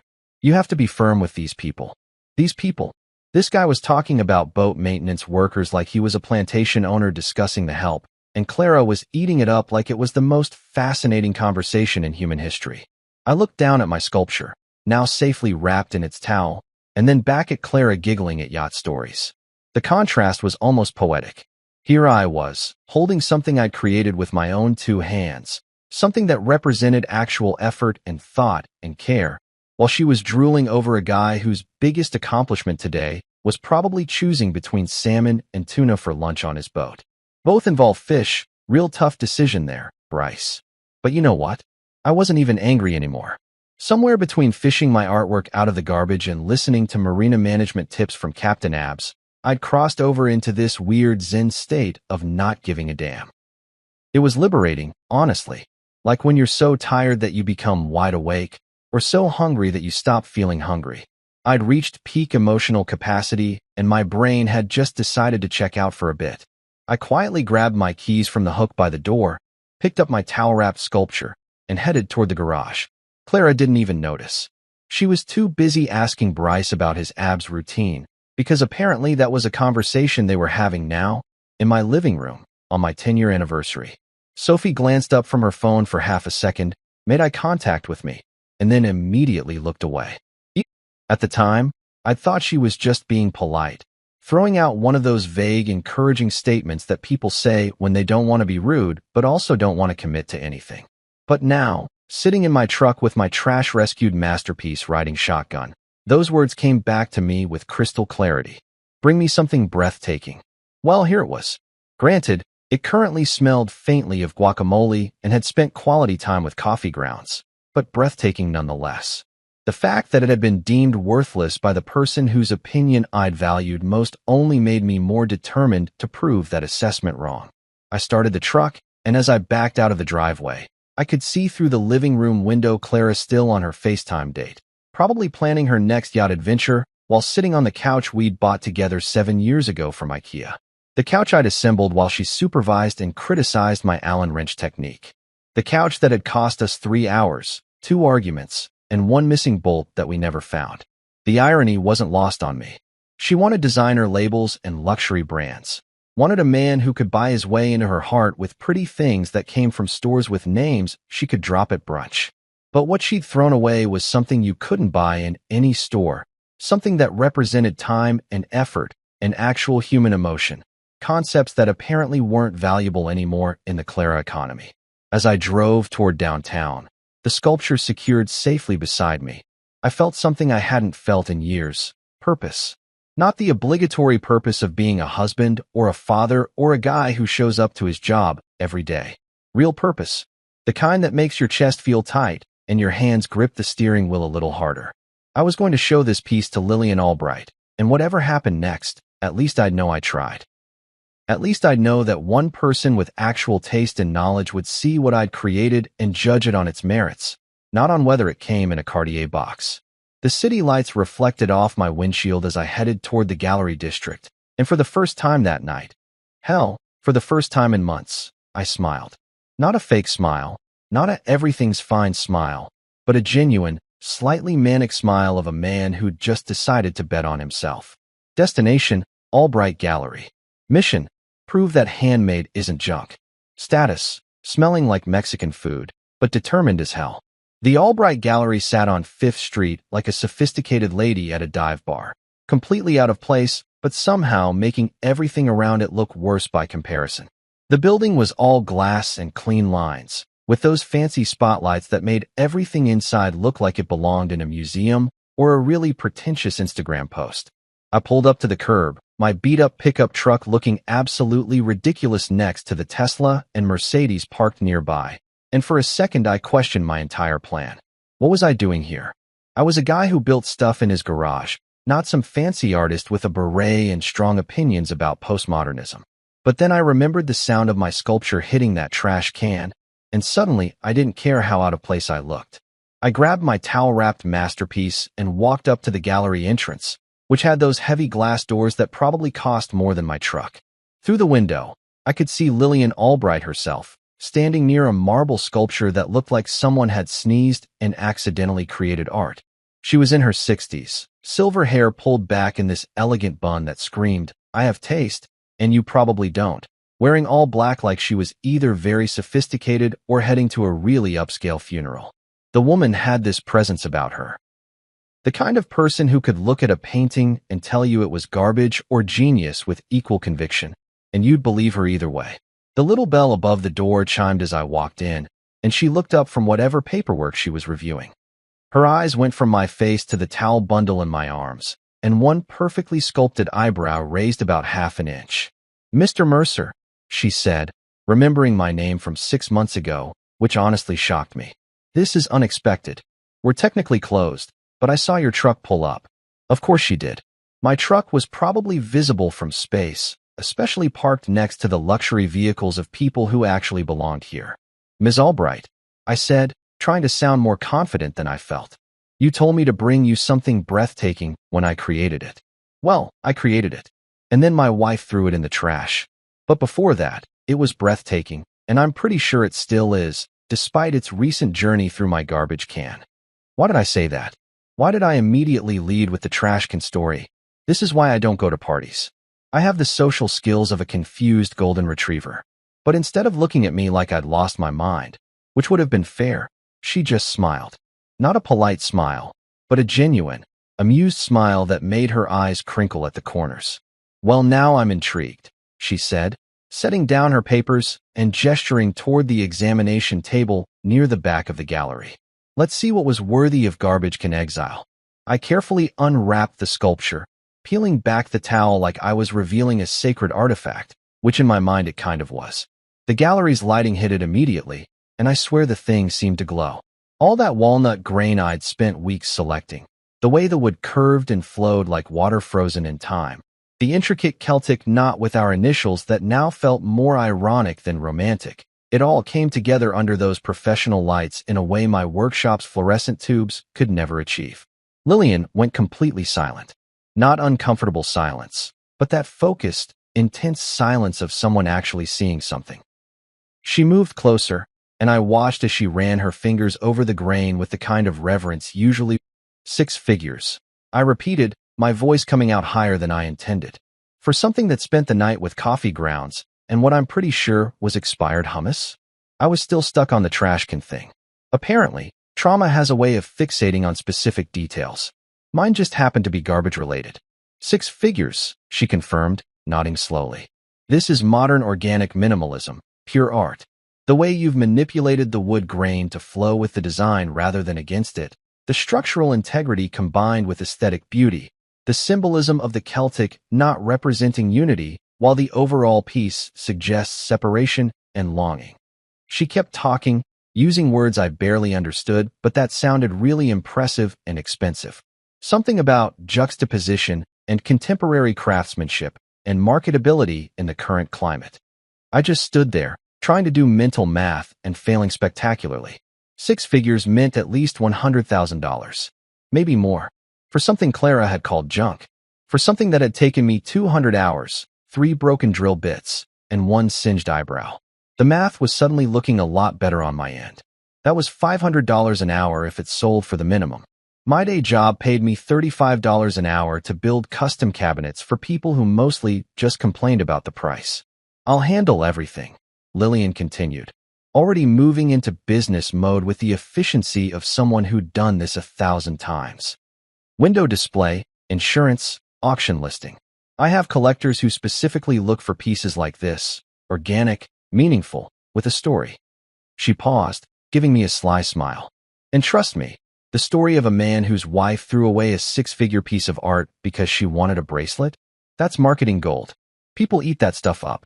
It's romantic and tragic and has a beautiful screw-you energy that the art world absolutely loves. Wait, she wanted to use my humiliation as a selling point? My marriage falling apart was going to be part of the gallery description? I should have been offended, should have felt like my privacy was being invaded, but you know what? I didn't care. Not even a little bit. If my pain and Clara's terrible judgment could be converted into cold hard cash, then by all means, put it on a billboard. Skywrite it. Take out a Super Bowl ad for all I care. Leave it with me, she said, and it wasn't really a question. This woman was used to getting what she wanted, and right now she wanted my sculpture in her gallery. I'll have contracts drawn up tomorrow, standard gallery representation agreement. We take 30% commission, you get the rest. Insurance covers it from the moment it leaves your hands.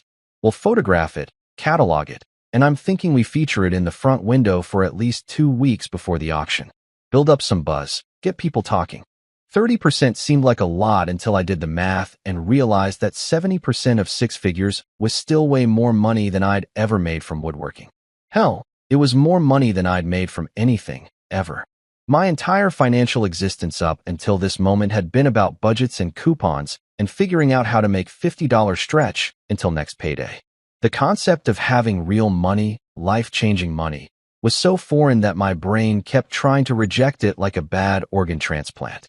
I nodded, trying to look like I totally expected this outcome, like I walked into fancy galleries and sold 6-figure art pieces all the time. Sounds good, I said, going for casual and probably landing somewhere around constipated. Let's do it. Inside, my inner broke carpenter, the one who'd been clipping coupons and buying the store brand cereal for a decade, just straight up fainted. Just collapsed on the floor of my consciousness and started making snow angels in imaginary money. Lillian smiled, the kind of smile that suggested she knew exactly what was going through my head and found it adorable in a look at the peasant discovering wealth kind of way. Wonderful. I'll call you tomorrow with the details.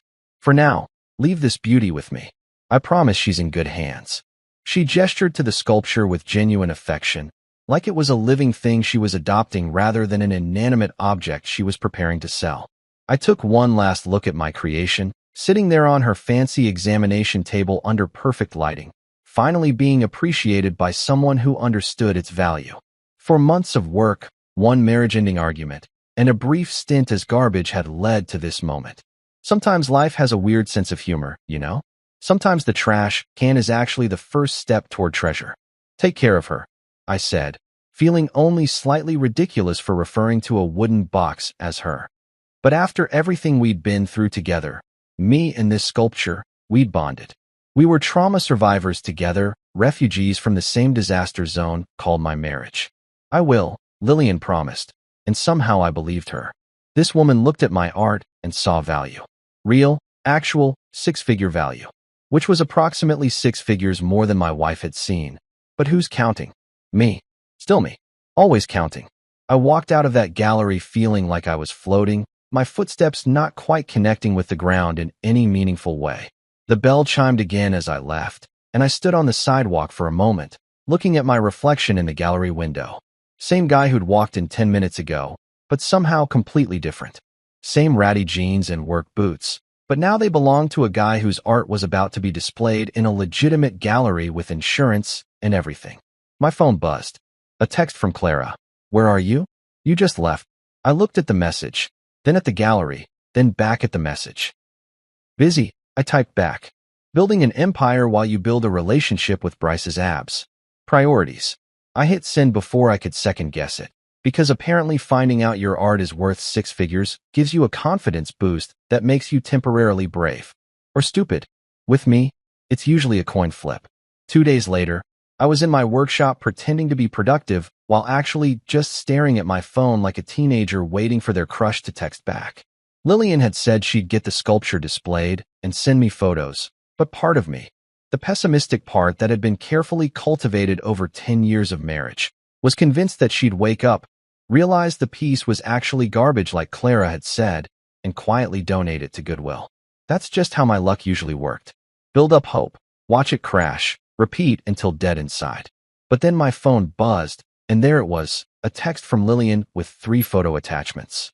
My hands were literally shaking as I opened the first one, which is ridiculous because I'm a grown man and it's just a picture, but apparently my nervous system didn't get that memo. The image loaded, and I swear I stopped breathing for a solid 5 seconds. My sculpture, my junk, was sitting in the front window of the Albright Gallery, perfectly positioned under what had to be professionally designed lighting that made it look like it was glowing with some kind of holy aura. The walnut grain seemed to shimmer under those lights, every curve and detail highlighted in a way that made it look like something you'd see in a museum next to a velvet rope and a security guard named Frank who takes his job way too seriously. And there, right underneath it on a sleek little gold plaque that probably cost more than my monthly grocery budget, were the words that made my heart do this weird skippy thing. Handcrafted resonance. $150,000. $150,000. They'd put a price on it that was somehow even more insane than the 6 figures estimate. That was a house down payment. That was a new truck. That was Sophie's college fund, and then some. That was, I can finally replace my workshop table saw that's been making that concerning grinding noise for 2 years money. That was freedom, spelled out in 6 beautiful digits. I sat there in my workshop, surrounded by sawdust and half-finished projects, staring at this picture of my creation being treated like actual art. And I felt this weird emotional cocktail of pride, vindication, and the overwhelming urge to screenshot this and send it to Clara with a message that was 100% petty and 0% mature. Guess which option I chose? If you guessed, be the bigger person, you don't know me at all. But before I could compose the perfect sarcastic text, my phone buzzed again. This time it was a message from my buddy Jake. Dude, is that your piece in Albright's window? Just walk by with Amy. That price tag is insane. Then another buzz, this time from my cousin Michelle. Excuse me, are you secretly rich and just never told the family? And then another from someone I hadn't talked to in 3 years. Saw your sculpture downtown. Congrats, man. Apparently, word traveled fast in this city. The Albright Gallery was located on 5th Street, right in the heart of downtown, where people actually walked around and did things like window shopping and having a social life. It was basically the perfect location for everyone and their mother to see my work, including, and this is where it gets good, the brunch place 2 blocks away where Clara liked to have her weekly brunches with Bryce and Sophie. I didn't have to wait long for that particular shoe to drop. Approximately 10 minutes after Jake's text, my phone lit up with Clara's name. And let me tell you, the preview of her message was chef's kiss beautiful. What the hell is your trash doing in Albright's window? I opened the full message, which was somehow even better than the preview suggested. What the hell is your trash doing in Albright's window? Everyone is talking about it. Bryce just asked me if you're some kind of famous artist now. This is embarrassing. Why didn't you tell me you were going to do this? We should talk about this. That piece was for US, for our anniversary, and now it's in a public window with a ridiculous price tag. People are going to think you're trying to make me look bad. Oh, the irony. The delicious, mouth-watering irony of Clara being embarrassed by the thing she'd literally thrown in the garbage. The thing she'd called junk was now making her uncomfortable because other people thought it was valuable. Because the same people she performed for at brunch, the ones she tried to impress with her designer bags and name-dropping, were now looking at something I created and being impressed. The cognitive dissonance must have been killing her. I read her message 3 times, savoring each word like a fine wine or an expensive cheese that I could now actually afford. Then I crafted my response with the care and precision I usually reserve for my woodworking. It's not trash anymore. It's handmade luxury. Like Bryce, but actually useful. Send. No takebacks. No regrets. Just pure, distilled pettiness in text form. The three little dots appeared immediately, indicating she was typing, then disappeared, then appeared again. This happened about 4 times, which meant she was writing responses and deleting them, probably trying to find the right combination of words that would make me feel guilty while also not admitting she'd been wrong. It's a delicate balance, and Clara had always been pretty good at walking that tightrope. But apparently, my Bryce comment had thrown her off her game.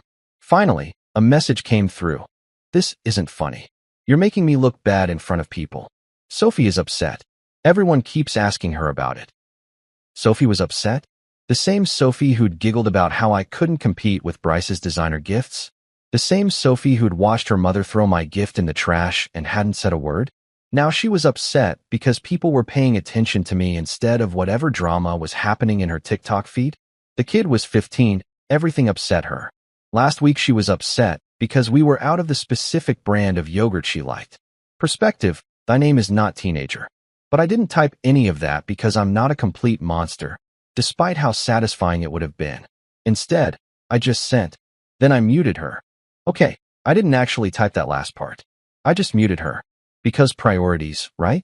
I had better things to do than engage in a text argument with someone who'd spent the last 10 years making me feel like I wasn't enough. My sculpture was in a gallery window with a $150,000 price tag, and Clara was upset that it made her look bad? That was her problem, not a me problem. I took a screenshot of the gallery photo and set it as my phone's wallpaper, which was either a power move or incredibly sad, depending on your perspective. Then I forwarded the picture to my mom with the message. Remember when you said I should have gotten a real job instead of woodworking? This is in a gallery downtown. $150,000. Was I being petty to my own mother? Yes. Did it feel amazing anyway? Also yes. She'd spent years telling me that craftsmanship was a dying art, and I should have gone into something practical like accounting or dental hygiene. And now I had photographic proof that she was wrong. My phone kept buzzing with messages from people I hadn't heard from in months or years, all of them suddenly very interested in my art career. It was like that thing that happens when you get engaged or have a baby. People come out of the woodwork to congratulate you and act like they've been there all along. Where were these people when I was working 60-hour weeks trying to make ends meet? Where were they when Clara was slowly dismantling my self-esteem one sigh at a time? But now that there was a fancy price tag involved, suddenly everyone wanted to be supportive. I'm not bitter about it. Okay, I'm a little bitter about it. But mostly I was just amused by how quickly perception could change. 2 days ago, I was the guy whose wife had a boyfriend and threw his anniversary gift in the trash. Today, I was the guy with art in the Albright Gallery. Same person, same sculpture, completely different narrative. It was like watching one of those home makeover shows where they reveal the transformation, except instead of a house, it was my entire life. Another text came through, this time from an unknown number. Hi, this is Darren Cho from the Arts and Culture section of the Tribune. We'd love to do a feature on you and your work. Would you be available for an interview? The Tribune, the actual newspaper that people read and shared and quoted. They wanted to interview me about my art. Me, the guy who'd spent the morning trying to fix a wobbly workbench and eating cereal straight from the box because I couldn't be bothered to find a clean bowl. I stared at that message for a solid minute, trying to figure out if it was real or if someone was pranking me. But the number looked legitimate, and when I Googled Darren Cho, he was actually a real arts journalist with a real profile picture and everything. This was happening. This was actually happening. Yes, I typed back, trying to sound professional and not like someone who was internally screaming. I'd be happy to do an interview. When were you thinking? There. Casual. Professional. Like I did newspaper interviews all the time, and this was just another Tuesday. His response came back almost immediately. How about tomorrow afternoon? We could meet at the gallery, get some photos of you with the piece. Our photographer is already scheduled to shoot it. They were sending a photographer. A real photographer, not just someone's cousin with an iPhone. This was getting more real by the second, and I was starting to feel that weird combination of excited and nauseous that usually preceded either really good things or spectacular disasters.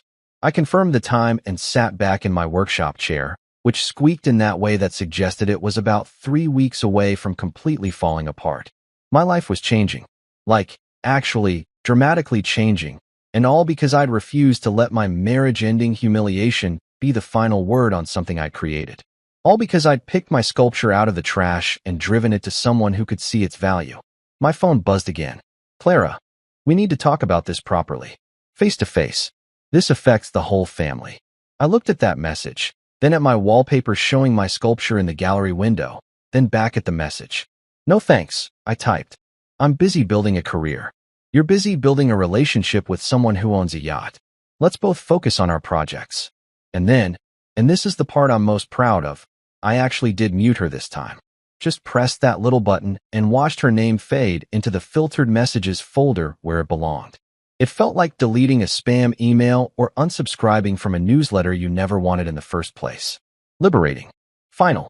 Right. I stood up, brushed the sawdust off my jeans, and looked around my workshop with new eyes. This space, this craft, this thing Clara had always treated like a hobby I'd eventually grow out of. It was legitimate. It was valuable. It was worth something, which meant by extension, I was worth something. The sculpture in the window wasn't just art. It was proof. Proof that I'd been right to keep creating, right to keep believing in what I could do with my hands and my vision. Proof that Clara's opinion wasn't fact, just one person's spectacularly bad judgment. And honestly, that felt better than any anniversary gift I could have received. By the time I pulled into my driveway that evening, I knew something was up. Call it intuition, call it pattern recognition from 10 years of marriage, or call it the fact that Clara was literally standing on the front porch like a sentry guard waiting to interrogate prisoners of war.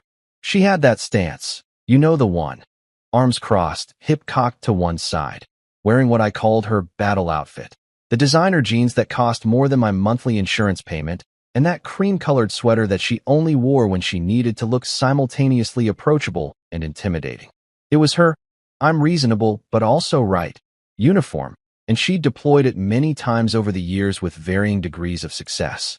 I sat in my truck for a moment, debating whether I could just live there now. The truck had heat, a radio, and didn't judge my life choices. That was more than I could say for the woman currently staring at me through the windshield with the intensity of a hawk spotting a particularly stupid mouse. But eventually, I had to face the music, or in this case, face the furious museum visitor who was absolutely not happy about recent developments in the art world. So this is your plan? She snapped before I'd even made it halfway up the walkway. No, hello. No. How was your day? Just straight into the accusation phase of our interaction. Very efficient. I almost appreciated it. Embarrass me? Make me look like some kind of villain who doesn't appreciate art? Everyone at brunch was talking about it. Everyone. Karen showed me the photo on her phone like I didn't know it existed. Do you know how humiliating that was? I stopped walking and just looked at her for a moment. Really looked at her. This woman who I'd spent a decade trying to please, trying to be enough for, trying to prove my worth to. She was standing here, on our anniversary week, complaining that I'd embarrassed her. Not that she'd hurt me. Not that she'd thrown away something I'd spent months creating. Not that she'd been conducting a whole relationship with Captain Abs while still wearing her wedding ring.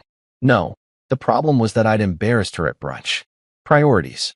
No, I said, keeping my voice level and calm in a way that I knew would irritate her more than yelling ever could.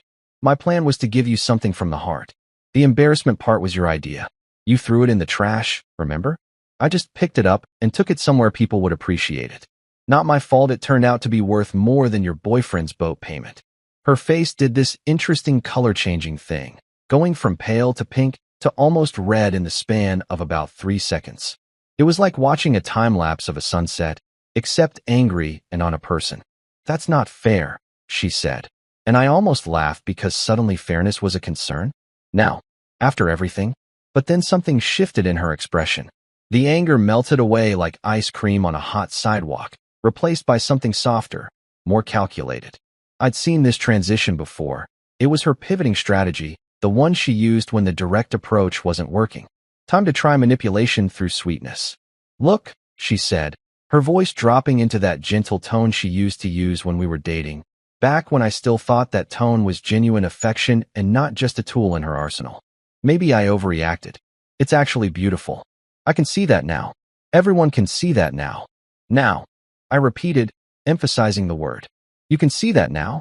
After a gallery put a price tag on it. After people you want to impress told you it was valuable. Funny how that works. She waved her hand dismissively, like my point was a fly she could just shoo away. Details. The important thing is that it's worth a lot of money. That's exciting. That's great news for us. We should split the sale money, right? It was our anniversary gift, after all. Community property and everything. She smiled, and it was supposed to be warm and inviting, but it reminded me more of a shark that had just spotted a swimmer with a cramp. I stared at her. Just stared. Because the audacity, the sheer, unfiltered, Olympic-level audacity of this woman was actually impressive in its own terrible way. Split? I asked, wanting to make sure I'd heard correctly. Clara, you threw it out. You literally called it junk and threw it in the trash, next to leftover Mexican food. That's like asking for a cut of the lottery ticket you tore in half and flushed down the toilet. But I'm your wife, she said, like that was supposed to mean something after everything. Like that title still carried weight when she'd been the one to strip it of all meaning. We're supposed to share things. For better or worse, remember? Oh, I remember, I said. I remember all of it. I remember the worst part very clearly. It's been pretty much exclusively worse for about 3 years now. But you know what I don't remember? You sharing Bryce with me. How's that working out, by the way? Does he know you're here trying to get money from the husband you've been cheating on? Or is that going to be a fun surprise for later? The front door opened, and Sophie peeked out, her teenage face showing that specific expression kids get when their parents are fighting, part embarrassed, part fascinated, entirely uncomfortable. Dad, are you rich now? She asked, cutting through the tension with the kind of blunt honesty only teenagers can pull off. I looked at my daughter, this kid who'd laughed at me days ago, who'd sided with her mother about the boyfriend, who'd been part of my humiliation. And you know what? She was still my kid. Still 15 and confused and trying to navigate a family that was falling apart. I couldn't be mad at her the way I was mad at Clara. Sophie was a victim of this mess too, even if she didn't realize it yet. Not yet, kiddo, I said, softening my voice. But rich in satisfaction? Oh, absolutely. Rich in knowing that I was right, and everyone who doubted me was wrong? Definitely. Rich enough to finally understand my own worth? 100%. Sophie nodded slowly, processing this. Mom's friends keep texting her about it. Mrs. Patterson said it was a stunning piece of contemporary art and asked if she could commission you to make something for her entryway. She glanced at Clara, then back at me. Mom's been on the phone all day trying to do damage control. Damage control, I repeated, savoring the phrase. That's what we're calling it. Not, oh my God, I made a horrible mistake, or I can't believe I threw away something so valuable. Just damage control? Like I'm a PR crisis instead of her husband who she completely disrespected. Clara's gentle mask slipped for just a second, annoyance flashing across her face before she could control it. You're being dramatic. I made a mistake. I'm trying to apologize and move forward. Isn't that what you always wanted? For me to acknowledge your work. I wanted you to acknowledge it when it mattered, I said. I wanted you to see the value in something I created before someone else told you it had value. I wanted you to appreciate the thought and effort, not the price tag. But sure, now that there's money involved, now that your friends are impressed, suddenly you can see it. That's not appreciation, Clara. That's opportunism wearing an apology costume. A car pulled up to the curb, a BMW that I didn't recognize, but that had Bryce's car written all over it in invisible but obvious letters. Sure enough, Captain Abs himself emerged from the driver's seat, all tan and teeth and the kind of confidence that comes from never having experienced real hardship. He was wearing boat shoes. Of course he was wearing boat shoes. Probably had a sweater tied around his shoulders at home. Everything okay here? He called out, like he was some kind of hero arriving to save the day, completely oblivious to the fact that he was part of the problem. Or maybe not oblivious. Maybe he just didn't care. Hard to tell with people who own yachts. Everything's fine, Clara said quickly, shooting him a look that clearly meant stay in the car, but Bryce apparently wasn't great at reading social cues because he started walking up the driveway anyway. You must be the artist, he said, extending his hand toward me with a smile that was probably supposed to be friendly but came across as condescending. Clara told me about your piece. Very impressive. I dabble in collecting myself, mostly maritime art, obviously, but I can appreciate craftsmanship when I see it. I looked at his extended hand like it was a dead fish, which honestly wasn't that far off. Obviously, I said, not taking it. Maritime art for the maritime man. Very on brand. Did you sail here, or does the BMW also float? His smile faltered just a bit, confusion crossing his face like he wasn't quite sure if I was joking or insulting him. Join the club, Bryce. I wasn't entirely sure myself. It's actually amphibious, he said, and I genuinely could not tell if he was serious or if he'd just made a joke. This man was an enigma, and not in an interesting way. Bryce, maybe you should wait in the car, Clara said, her voice tight with the kind of tension that suggested this evening was not going according to her plan. Good. Plans were overrated anyway. I'd had a plan for my 10th anniversary, and look how that turned out. I'm just trying to help, Bryce said, looking wounded in that way men who've never really struggled tend to look when things don't go smoothly. I think we could all benefit from a calm conversation about this. Oh, you think that, do you? I asked, turning my full attention to him. You think you should be part of a conversation about my marriage and my art? That's fascinating. Tell me, does your yacht have a degree in marriage counseling, or are you just naturally this delusional about your role in other people's lives? Sophie snorted from the doorway, then tried to cover it with a cough. Even she could see how ridiculous this situation had become. Here we were, me, my wife, her boyfriend, and our teenage daughter, all standing in our driveway discussing a sculpture that had gone from trash to treasure in less than a week. If someone had told me this was how my anniversary would play out, I would have suggested they lay off the heavy medication. You know what? I said, looking between Clara and Bryce like they were a disappointing art installation. Keep the drama. Keep the boat stories. Keep whatever fantasy you're building together. But that sculpture? That money? That success? That's mine. I built it. I survived it being trashed, and I'm going to enjoy every single moment of watching it succeed. You had your chance to be part of something meaningful, Clara. You chose to throw it away. Now you get to watch from the outside while I figure out what I'm worth without you. I walked past all of them, headed for the door where Sophie was still standing. Come on, kiddo, I said. Let's order pizza and watch something ridiculous. I'm thinking action movies with terrible dialogue and physics that make no sense. Can we get the good pizza? She asked. Not the cheap stuff? I smiled, the first genuine smile I'd had since this whole conversation started.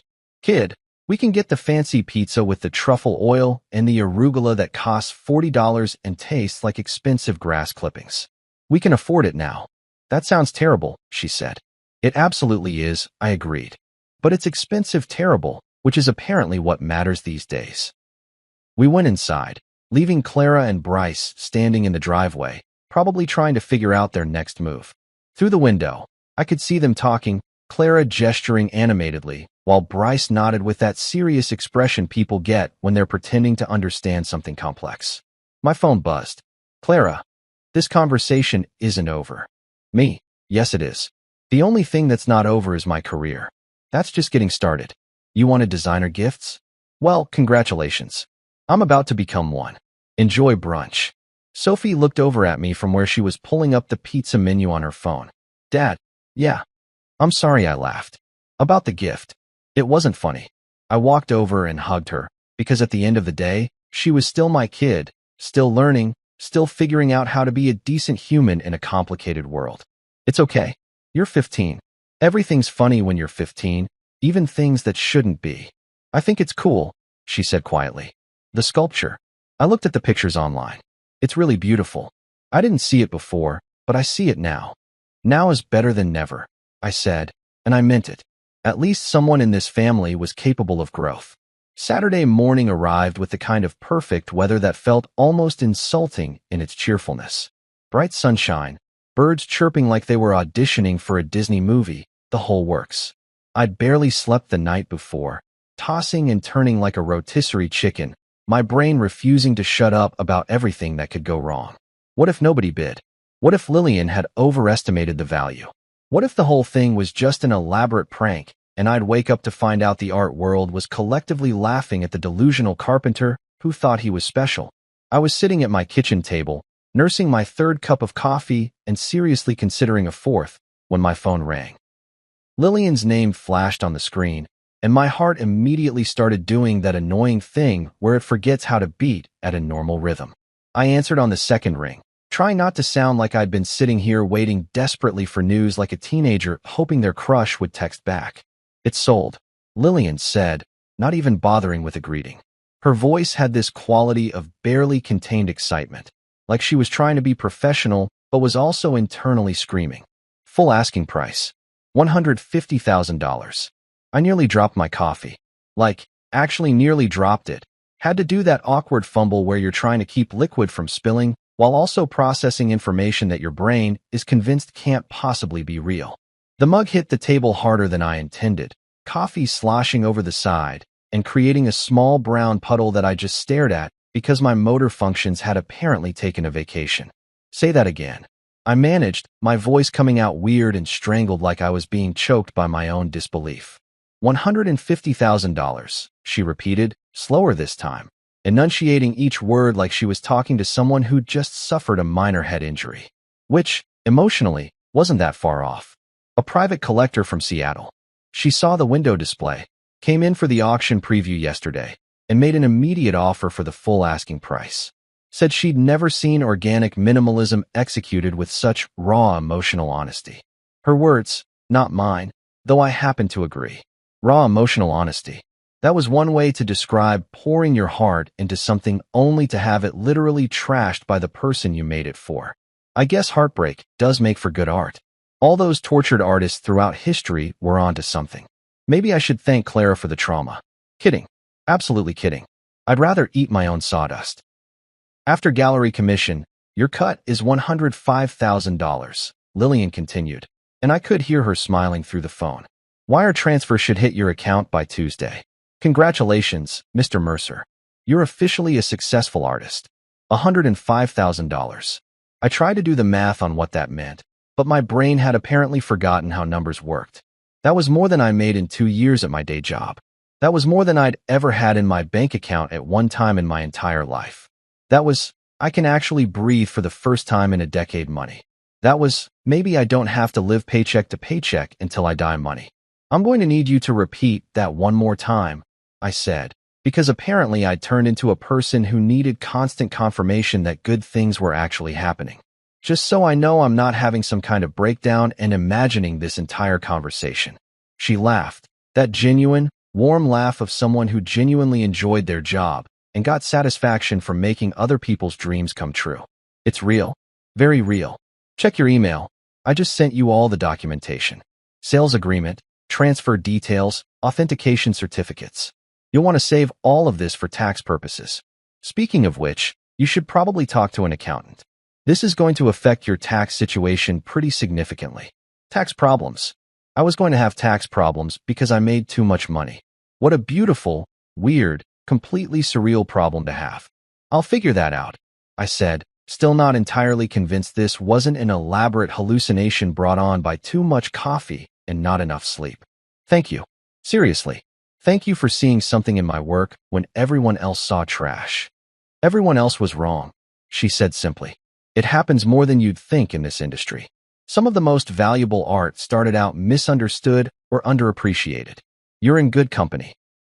We said our goodbyes, and I just sat there for a minute, staring at my phone like it might suddenly admit this was all a joke.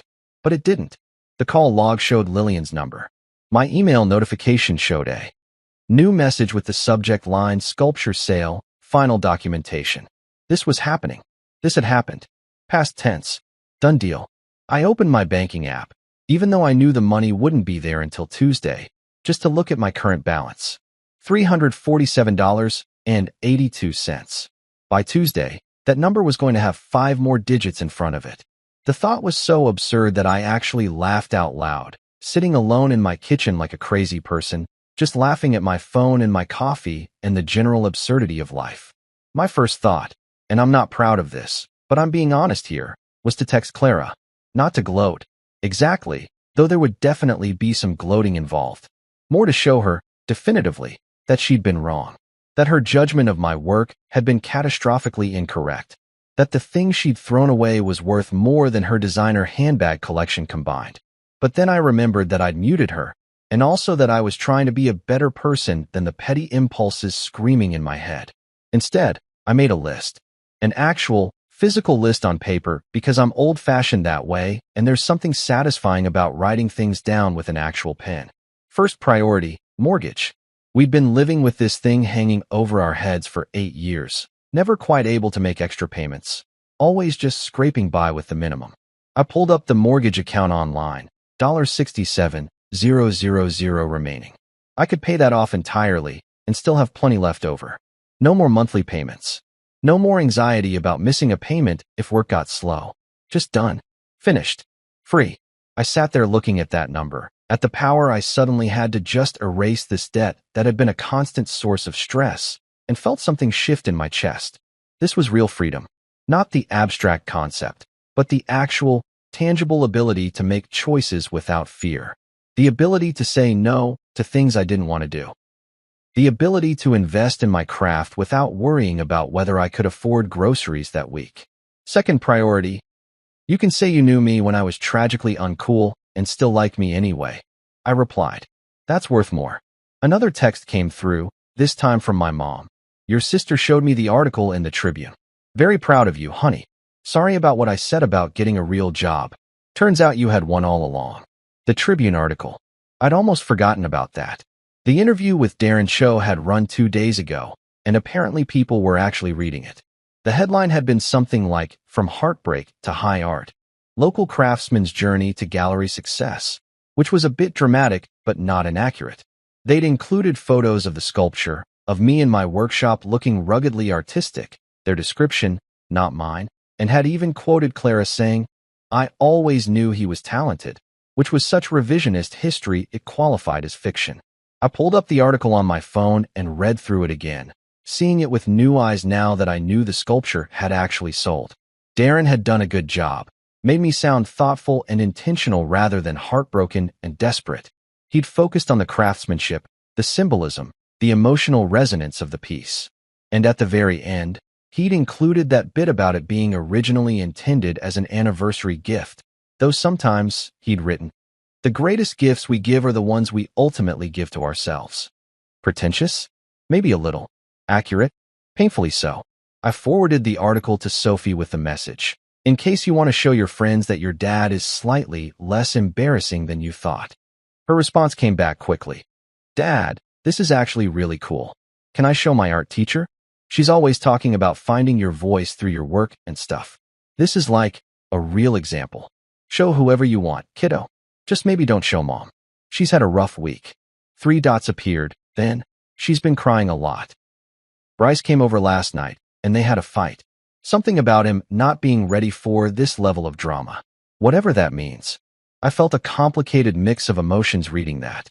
Part of me, the petty part that I was trying to suppress, felt satisfied that Clara's perfect relationship with Captain Abs wasn't so perfect after all. But another part, the part that had loved her for 10 years and still remembered why, felt bad that she was hurting. Even if she'd caused most of her own problems, even if she'd hurt me first and worse, I wasn't built to enjoy other people's pain. Unfortunately. Sorry to hear that. I typed back, and I actually meant it. You doing okay? Yeah. It's kind of nice when you and mom aren't fighting. The house feels calmer. That hit me harder than I expected. Of course she was relieved. She'd been living in a war zone disguised as a family home for years.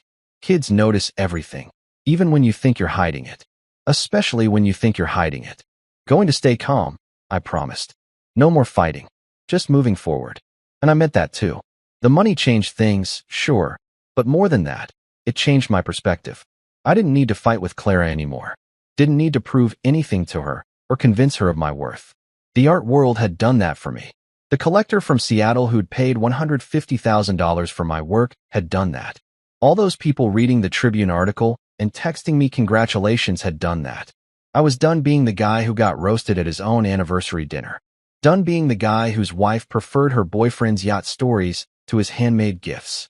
Done being the guy who worked 60-hour weeks and still felt like he wasn't doing enough. I was officially the guy who'd turned trash into treasure, literally and metaphorically. And that guy? He was going to be just fine. Better than fine, actually. He was going to be successful. On his own terms. With his own hands. And no amount of designer bracelets could compete with that. Word spread through town like wildfire, except faster and more annoying because it involved social media.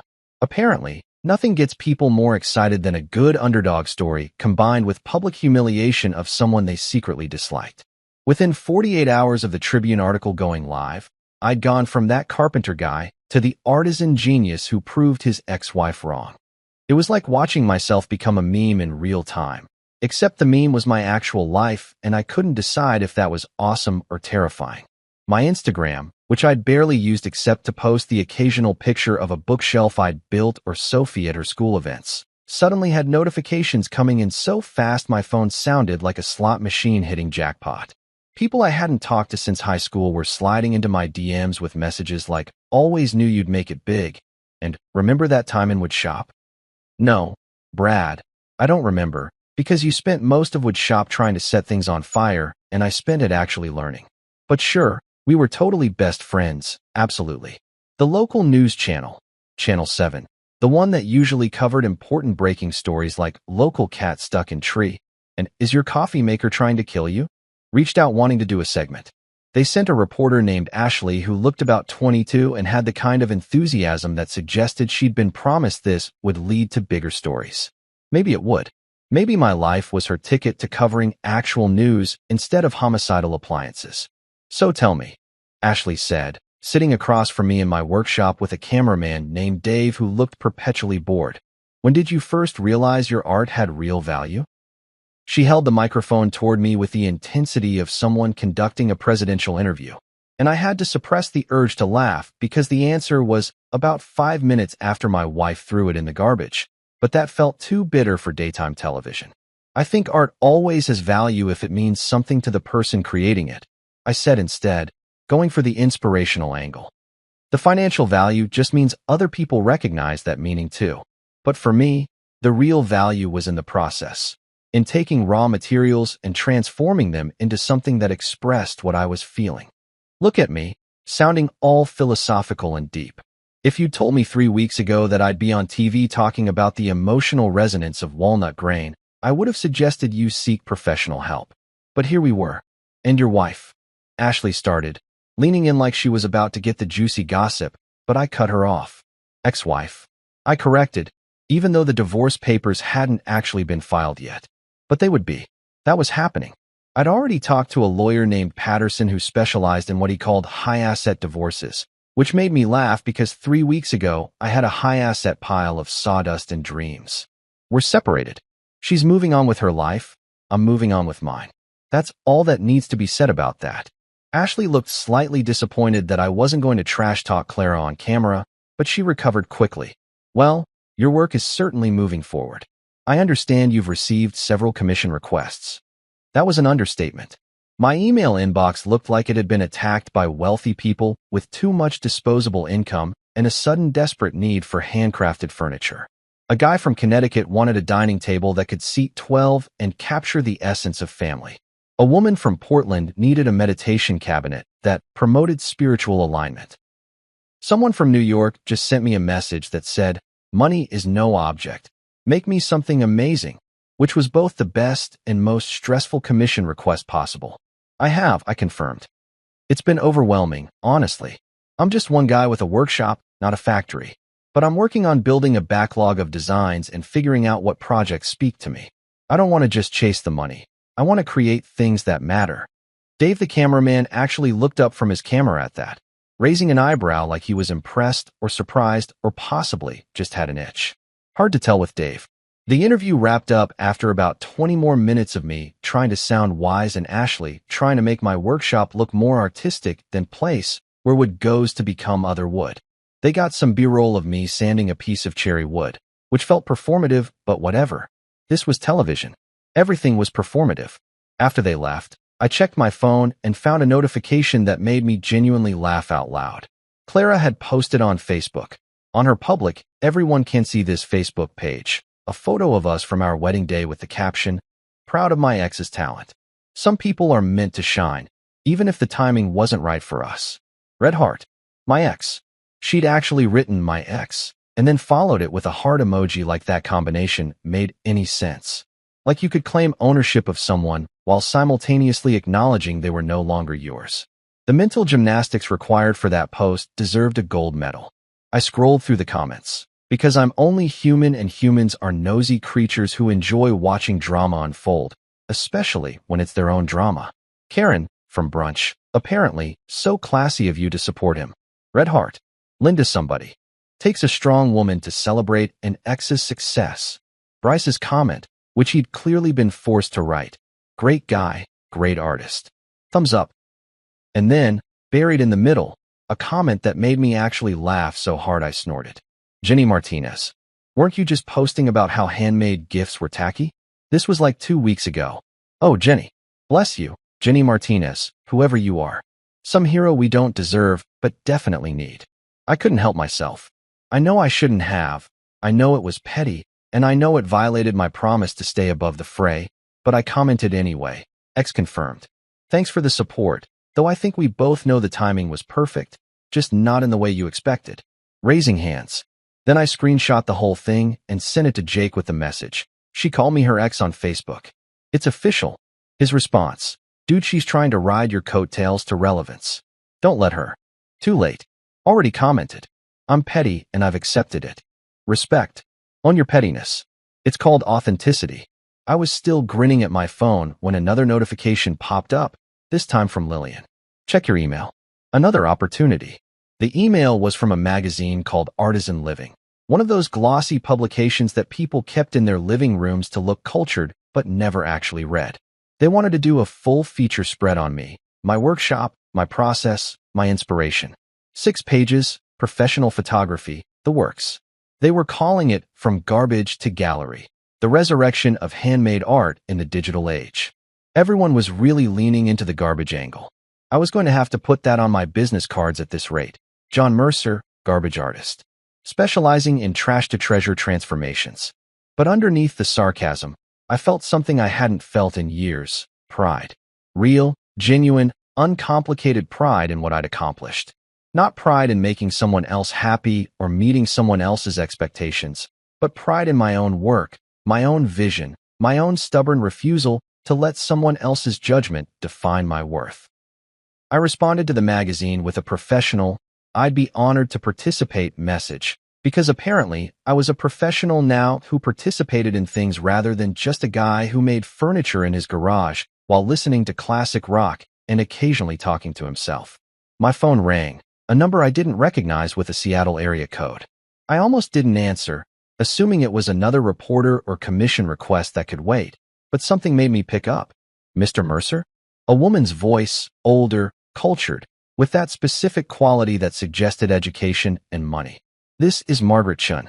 I'm the collector who purchased your sculpture.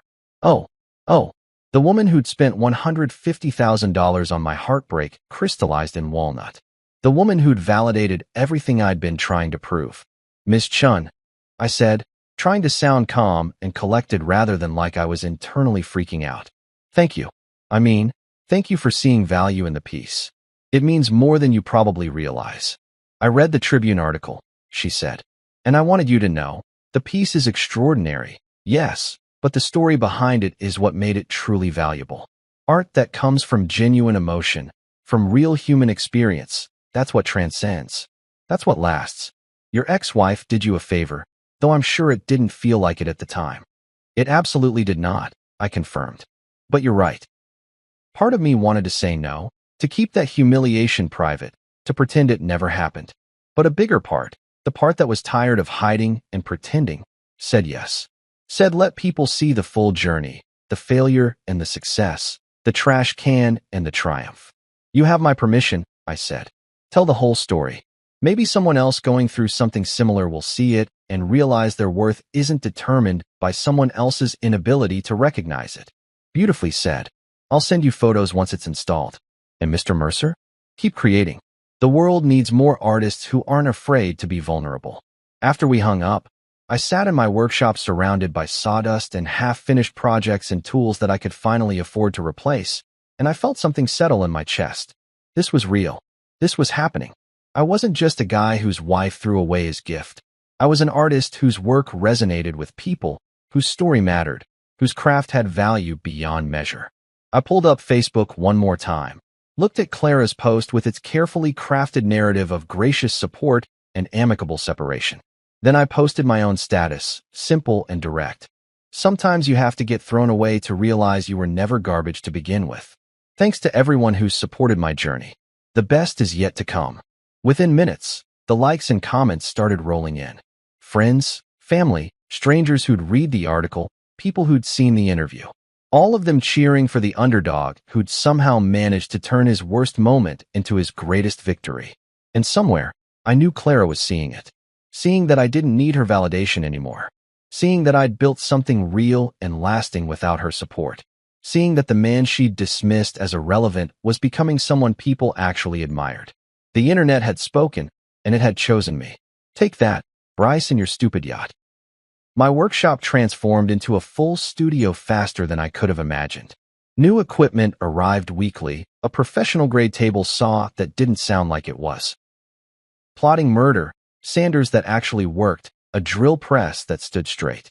I hired an assistant named Marcus, a recent woodworking school grad who was eager and didn't mind that half my instructions came with sarcastic commentary about my failed marriage. Commissions rolled in like a tsunami of wealthy people's money. A tech CEO from San Francisco offered $200,000 for an original dining set. A hotel chain wanted custom furniture for their luxury suites. I was booked solid for 18 months, and honestly, it was terrifying and amazing simultaneously. Then came the magazine feature. From trash to treasure, the man who turned insults into art. The spread was gorgeous. 6 full pages of my workshop, close-ups of my hands working wood, and that damn sculpture's origin story told with the perfect mix of heartbreak and triumph. My mom bought 17 copies. 17.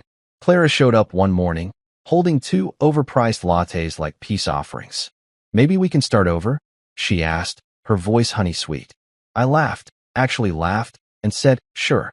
You go back to the trash can, I'll pull you out, and we'll see what you're worth now. She didn't find it funny. I absolutely did. The grand opening of Mercer Studio was everything I'd never dared to dream about. Champagne flowed, art collectors mingled, and my work, actual pieces I'd created with my own hands, hung on pristine white walls under professional lighting that made everything look like it belonged in the Louvre. I'd somehow gone from garage carpenter to gallery-worthy artisan, and the imposter syndrome was hitting hard. Through the floor-to-ceiling windows, I spotted Clara outside. She was dressed to impress in some designer outfit that probably cost more than my old monthly salary, watching the celebration like a ghost haunting her own bad decisions. Part of me felt bad. The smaller, pettier part felt absolutely vindicated. Sophie showed up, though, and that's what actually mattered. My daughter, who'd laughed at my gift just months ago, walked through the door wearing a genuine smile. She hugged me tight and whispered, "Dad, I'm proud of you." And I told Mom she should have kept the box. Good, I said, my throat getting unexpectedly tight. Tell her next time she throws something away, make sure it's not priceless. Inside, the energy was electric. Lillian gave a toast that made me sound like some kind of artistic genius rather than a guy who'd just been really angry and channeled it into wood. To art that survives trash cans and toxic marriages, she announced, raising her glass. Everyone laughed and cheered. Outside, Clara turned away and walked back to her car. I watched her go and felt nothing. No anger, no satisfaction, no residual love. Just the quiet peace of knowing I'd moved on to something better. This was the real win, not the money or the fame, but the freedom to finally be myself without apologizing for it. Now I sell out exhibitions across the country. People actually fly in to see my work. The guy whose wife called his art junk. Museums reach out. Collectors bid against each other. My pieces start at 6 figures and only go up from there. It's absolutely insane, and I'm living for every moment of it. Clara tried emailing last month. I've changed. I see your value now. I replied, sorry, appraisal's closed. Then I blocked her. Felt amazing. Bryce? Apparently, the yacht got repossessed. Turns out he was all image and debt. Clara's currently dating some accountant named Dennis who drives a Prius. The downgrade is chef's kiss. And Sophie? She's in art school now, studying sculpture. I paid her full tuition with what she once called junk money. She came home last weekend and showed me her first major project, a beautiful piece about transformation and worth. Dad, you really turned garbage into gold, she said, admiring my latest commission piece. I smiled and put my arm around her shoulders. Sweetheart, that's what I've been doing my whole marriage. She laughed. That's dark, Dad. That's life, kiddo. Sometimes the trash can is just the beginning. And that's how the man they mocked built an empire, one discarded masterpiece at a time.